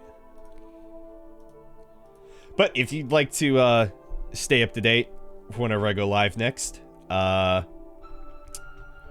be towards the weekend, I'd imagine. Probably, just considering, again, gonna see my dad. But if you'd like to keep up to date on streams and my progress and such, you can go ahead and follow me. Not follow me. Join our Discord server. Nice group of people there. All good people. All nice people. All fun people. Wow. Otherwise, you go ahead and follow me on Twitter. I post notifications wherever I go live and other random bullshit. Occasionally. Yeah. I'll certainly be able to... Or... Not be able to, but I'll certainly continue to update on my progress on there as well, in regards to the project. Should give it a really dumb nickname. Operation Project Mam Jam. Yeah, that's it. And again, thanks everybody for watching and tuning in. I appreciate it. I appreciate the excitement as well from some people about this project. I will certainly try to do my best. So long as I keep being motivated and being pushed, I think I can really do this. It's just gonna take a long fucking time. Alrighty. Thanks everybody for watching. Don't forget the two-handed binoculars. And I'll see y'all next time. Bye-bye. Take care. Bye-bye. Bye-bye. Goodbye. Goodbye. Goodbye. Goodbye. Goodbye.